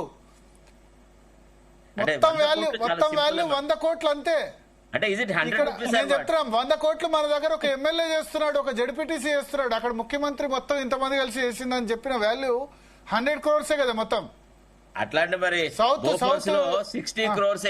Bofors entire scam was only 60 crores. Jaipal Reddy అది 1984 కదా. అది 1984లో 64 కోట్లు అంటే ఇప్పుడు ఈజీగా 64,000 కోట్లు లెక్క కదా. కరప్షన్ లేదు తెలుసా. That was only payment made to middle men. అంటే 40 years బ్యాక్ 64 కోట్లు అంటే ఇప్పుడు 64,000 కోట్లు లెక్క. నేను చెప్తున్నా ఇప్పుడు మొన్న లిక్కర్ స్కామ్ లో సౌత్ గ్రూప్ అంతా పంచుకుంది 100 కోట్లని, అదే కదా? అవును, కరెక్ట్, ఐ అగ్రీ. అది నేను చెప్పేది. ఎస్. సో ఒకటి మనోహర్ భరత్ గారు, ఒకటి బ్రెయిన్ కరప్ట్ కానంత వరకు కరప్షన్ జరుగుతూనే ఉంటది. బ్రెయిన్ కరప్ట్ అయినంత కాలము జరుగుతూనే ఉంటది. బ్రెయిన్ కరప్ట్ కాకుండా చూసుకోవాలి మనం. మనోహర్ రావు గారు, ఎస్. మ్యూట్ లో ఉంది, మ్యూట్ తీసి మాట్లాడండి. ఎస్, మ్యూట్ తీసి మాట్లాడండి. ఎస్, చెప్పండి. చెప్పండి, మీరు మ్యూట్ తీసి మాట్లాడండి. ఇప్పుడు మాకు ఒక అన్ఫార్చునేట్ థింగ్ ఏంటంటే, మేము ప్రభుత్వ ఉద్యోగ నియామకం గావించబడితే మేము కొన్ని బంధనాలు ఉంటాయి మాకు. ఇప్పుడు జగదీష్ భాయ్ చెప్పినట్టు మిగతా వాడు ట్యాక్స్ కడుతున్నాడు, వాస్తవమే. మీరు కడుతున్నారు, నేను కడుతున్నాను, తర్వాత నిజాయితీ పరడని శరత్ గారు కడుతున్నారు. కానీ మనం అది కాదు ఇక్కడ ప్రశ్న. ఇక్కడ ఏంటంటే వాళ్ళకి ఆ వ్యవస్థలనే చక్కగా పనిచేయాలి, అది వేరు. కానీ ఇక్కడ మాకేంటంటే ఉద్యోగులుగా మాకు కొన్ని బంధనాలు ఉన్నాయి, మేము దాన్ని పాటించాల్సి ఉంటుంది. అంటే ఇక్కడ కావాల్సింది ఏంటంటే వ్యక్తికి ఒక ప్రభుత్వ ఉద్యోగిగా అత్యంత నిబద్ధతతో, నైతికతతో, ఆచరణవాదిగా ఉండాలి. చెప్పడం కాదు, చేయడం ఉంటే అప్పుడు ఎవరికి భయపడాల్సిన పని లేదు, ఏది చేయాల్సిన పని లేదు. కష్టాలు వస్తాయి, రావు సార్. ఇప్పుడు జగదీష్ బాబు తెలుసు, అనుకున్న పోస్టింగ్ ఇయర్ కావచ్చు, కాంట్రాక్ట్ కావచ్చు, కానీ మంచి చేసిన వాడికి సార్ సన్మానాలు జరుగుతాయి, ప్రజలు ఒప్పుకుంటారు. ఒకటి ఏం చేస్తుందంటే ప్రతి వాళ్ళు కూడా, మీడియా కానివ్వండి, ప్రతి ఒక మంచి పౌరులు కానీ ఏం చేయాలంటే ఈ వ్యవస్థ మీద నమ్మకం కలిగించేలా కృషి చేయాలి. ఇది అవినీతిమయమైపోయింది, అందరు ఉద్యోగులు అవినీతులని కాకుండా పొలిటికల్ అవినీతి అనే మంచి వాళ్ళకి ఎక్కడ గుర్తింపు ఉంటుంది సార్? ఇప్పటికీ గుమ్మన్ నర్సే 5 సార్లు ఎమ్మెల్యే. ఎందుకు అందరూ గుమ్మన్ నర్సే చేస్తారు? చెప్పండి, ఆయన ఎమ్మెల్యే కాదు. గుమ్మన్ నర్సే ఇంటర్వ్యూ పెట్టండి, ఎంత వ్యూస్ వస్తాయి కదా. సీఎం ను కలవడానికని పోయి గుమ్మం దాకా కూడా పోలేక వాపస్ వచ్చినాడు. సరే, తర్వాత మళ్ళీ పిలిచి మాట్లాడాడు కదా. పడ్డాయి కదా. భరత్ గారు, ఒడిశాలో సారంగా అని ఎంపీ ఉన్నారు, మినిస్టర్ కూడా ఇచ్చారు మోడీ గారు. అది కూడా చెప్పాలి. భరత్ గారు, ఒక యూపీ లోపల ఐఏఎస్ ఆఫీసర్లు వాళ్ళు ఒక టెస్ట్ పెట్టుకుంటారు, ఎవరు వాళ్ళ అత్యంత అవినీతి పరులని. మరి అటువంటిది ఒక పెట్టండి, ఒక ఫిర్యాదులో పెట్టే ప్రతి ఆఫీసులో పెట్టండి, దేని మీదనన్నా. ఇది భయం ఎందుకండి? నేను అనేది ఏంటంటే ఇక్కడ వ్యక్తి యొక్క నైతికతకు సంబంధించి మంచి ఉద్యోగాలు ఎందుకు గుర్తుంచుకోరు? శ్రీధరన్ మీకు మెట్రో రైల్ పితామహుడు శ్రీధరన్ ఎందుకు గుర్తుంచుకోరు? చెప్పండి. గుర్తుంచుకుంటారు కదా, మంచి ఉద్యోగం కదా ఆయన. తప్పకుండా ఐఏఎస్ అధికారులు ఎస్ఆర్ శంకర్ అని గుర్తుంచుకోరా? ఇప్పుడు జయప్రకాష్ నారాయణ గారిని గుర్తుంచుకోరా? ఎందుకు గుర్తుంచుకోరు? ఇప్పుడు అప్పుడున్న పరిస్థితి వేరు. ఇప్పుడు మంచి అధికారి పని చేయాలంటే వాళ్ళని పని చేసే పరిస్థితి లేదు. లేకుంటే లూప్ లైన్ పోతారు. పోండి, లూప్ లైన్ అయింది, ఏ డిపార్ట్మెంట్ అని పని గవర్నమెంట్ చెప్పింది, పోండి లూప్ లైన్ పోతారు. జగదీష్ బాయ్ చెప్పినట్టు కొంతవరకు వాస్తవం పోతారు లూప్ లైన్. ఇప్పుడు కొద్దిమందికి ముక్కు లూప్ లైన్, కొద్దిమందికి లూప్ లైన్. చెప్పండి. ఒక్క నిమిషం. ఇప్పుడు నిజాయితీ పంచి జాగా కష్టపడి బ్రహ్మాండమైన పరీక్షలను రాసి నిజాయితీతో ఉద్యోగం సంపాదించుకొని ఒక మంచి పొజిషన్ కు రావాలన్న అంబిషన్ తో వచ్చిన ఉద్యోగిని కేవలం నిజాయితీ పరుడు కాబట్టి లూప్ లైన్ లో వారేస్తా అంటే ఎట్లా భరత్? ఇది ఎంత మంది ఆనెస్ట్ ఆఫీసర్లను లూప్ లైన్ లో లూప్ లైన్ లో పడబోయొద్దని చెప్పి కరప్షన్ చేయొద్దు కదా అని నేనంట. అది తప్పే. అలా కాదు కదా. ఏం చేస్తారు? లేదు, మీరు మాక్సిమం కరప్షన్ చేయకుంటే మీరు పొలిటికల్ బాసెస్ కి సహకరించకపోతే లూప్ లైన్ లో పడేస్తారు, అంతే కదా. 100%. అంతకంటే ఎక్కువ. అశోక్ కేమ్కా ఐఏఎస్ ఆఫీసర్ 50 సార్లు ట్రాన్స్ఫర్ అయినాడు, ఏమైంది? లూప్ లైన్ లో పడేస్తారు, అంతే కదా. లూప్ లైన్ అంటే అన్ఇంపార్టెంట్ పొజిషన్ ఇస్తారు. ఆయన ఐఏఎస్, ఆయన జీతం నేను క్యాన్సిల్ చేయలేరు కదా. కర్ణాటకలో ఆమె ఎవరు ఉంది ఆఫీసర్, రూపాన ఎవరు ఉన్నారు. నారాయణ గారు ఉన్నారు, తమిళనాడు నారాయణ గారు, తమిళనాడు రాజు నారాయణ గారు వెళ్ళిపోయారు. భరత్ గారు, నా 35 సర్వీస్ లోపల నేను ఎగ్జాంపుల్ ఇక్కడ నేను మొత్తం అనుభవించాను. నేను మొత్తం లూప్ లైనే నాది, మొత్తం సర్వీస్ అంతా కూడా. నువ్వు జీతం తీసుకో, నువ్వు ఇన్వెస్టిగేషన్ లో నన్ను పడేసి, మాకు ఇన్వెస్టిగేషన్ లో ఒక డిపార్ట్మెంట్ ఉంటుండే, ఇన్వెస్టిగేషన్ లో ఏం లేదు, ఫస్ట్ నాడు పోయి రెవెన్యూ స్టాంప్ తీసుకుపోయి సంతకం పెట్టి జీతం తీసుకోవాలి, అంతే. నువ్వు ఏమైనా పనులు ఉంటే చేసుకో. అంటే ఇటువంటి లూప్ లైన్ లో నువ్వు పనికిరావు, రెగ్యులర్ డిపార్ట్మెంట్ కు పనికిరావు. నువ్వు ఇక్కడ కాంట్రాక్ట్ ఉన్నదారా, నువ్వు పనికిరావు. నా సర్వీస్ అంతా అట్లే జరిగింది. మంచిదే కదా, ఫ్యామిలీతో మీరు మంచి స్పెండ్ చేయగలిగారేమో. అంటే లేదు, లేదు, అట్లా మేము ఊరుకోలేదు. అట్లా ఊరుకోలేదు మేము. పిఐఆర్ లని అప్పుడు ప్రిలిమినరీ ఇన్వెస్టిగేషన్ రిపోర్ట్ అని ఎఫ్ఐఆర్ ఎట్లుంటుందో అట్లా పిఐఆర్ ఉంటుండే. అప్పుడు లూప్ లైన్ లో వేసినందుకే ఇప్పుడు మీరు చెప్తున్నారు కాళేశ్వరమో దాని గురించి మాట్లాడుతున్నారు. మెయిన్ లైన్ లో వేస్తే మరి మీ ఆలోచనలో వేరే విధంగా ఉండేనేమో. అట్లేం కాదు కదా, మేము మాకు తెలుసు, మాకు ఎక్కడ కరప్షన్ జరుగుతుంది, ఎక్కడ ఎట్లా డబ్బులు సంపాదించాలో మాకు తెలియదా. అయితే ముఖ్యంగా ఏంటంటే భరత్ గారు, ఈ సందర్భంగా నీటిపారుదలలో అవినీతి ఎందుకు జరుగుతున్నది, పెద్దగా అందరూ దాని మీదనే ఎందుకు అక్కడ అవకాశం ఉంది. బడ్జెట్ అక్కడ ఖర్చు పెడుతున్నారు, ఎక్కువ బడ్జెట్ ఖర్చు పెడుతున్నారు. కాదు భరత్, దీంట్లో ఒక లీకే ఒక చిన్న విషయాన్ని నేను చెప్తాను. 2009 నుంచి కాంట్రాక్టర్స్ ప్రాఫిట్ అని 14% యాడ్ చేస్తున్నారు ఎస్ఎస్ఆర్ రేట్లలో. 14% addition contractors towards contractors profit 14% అని చెప్పేసి, అది ఇప్పుడు 13.615% ఉంది. ఈ 13.615 ఓంగా 5% ఎస్కలేషన్, అంటే 5% వరకు ఎక్సెస్ చేసుకోవచ్చు. కాబట్టి మొత్తము 20% అంటే 1,00,000 కోట్లలో 20,000 కోట్లు ఏటీఎం లో ఉంటాయి అన్నమాట. అవి ఎవరికి పాస్వర్డ్ దొరికితే వాళ్ళకి డబ్బులు వస్తాయి. ఏ పార్టీకి దొరికినా ఆ పాస్వర్డ్, ఆ ఓటీపీ వాళ్ళకి దొరికితే డబ్బులు వస్తాయి. రైట్ సార్, అసలు లెజిటిమైజ్ చేసి పరిస్తున్నారు కరప్షన్ ని, లీగలైజ్ జరుగుతుంది. సో చర్చ ముగించాల్సిన సమయం వచ్చింది. థ్యాంక్ యూ శరత్ గారు, మనోహర్ రావు గారు, జగదీశ్వర్ గారు, రమణ గారు, సారంగ్ల అమర్నాథ్ గారు.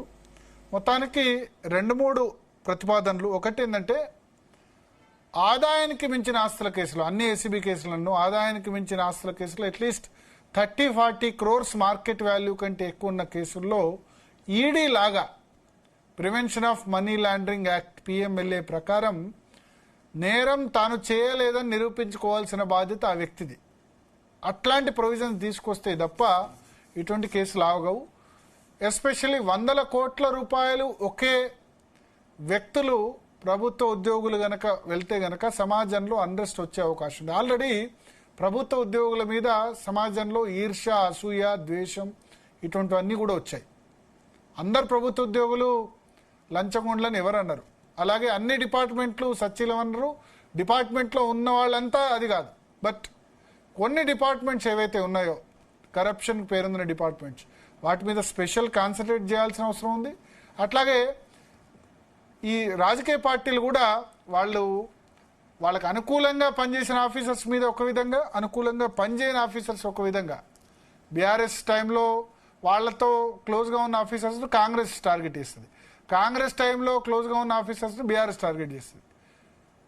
అల్టిమేట్గా ఈ ఏసీబీలో కూడా జయప్రకాష్ నారాయణ గారు ఒక సలహా ఇచ్చారు. అదేంటంటే ప్రభుత్వ పరిధి నుంచి కొన్ని పెద్ద కేసుల్ని నేర పరిశోధన విభాగాన్ని వేరు చేయాల్సిన అవసరం ఖచ్చితంగా ఉంది. చెక్స్ అండ్ ఇంబ్యాలెన్సెస్ ఖచ్చితంగా ఉండాల్సిన అవసరం అయితే ఖచ్చితంగా కనబడుతుంది. లేకపోతే ఇటువంటి తిమింగలాలు, ఇప్పుడు వీళ్ళు దొరికిన వాళ్లే దొంగలు, దొరకని వాళ్ళు చాలా మంది కూడా ఉన్నారు. వాళ్లను కూడా బయట పెట్టే సిస్టమ్ కర్ణాటక లోకాయుక్త లాంటి సిస్టమా, లేకపోతే లోక్పాల్ ఏదైతే ఆశించారో అది ఇప్పుడు సరైన ఫలితాలు ఇవ్వట్లేదు. ఇంకా మంచి సిస్టమ్ అయితే ఖచ్చితంగా తీసుకురావాల్సిన అవసరం ఉంది. ఇది వాళ్ళ DNA. Stay tune to Zee Telugu news.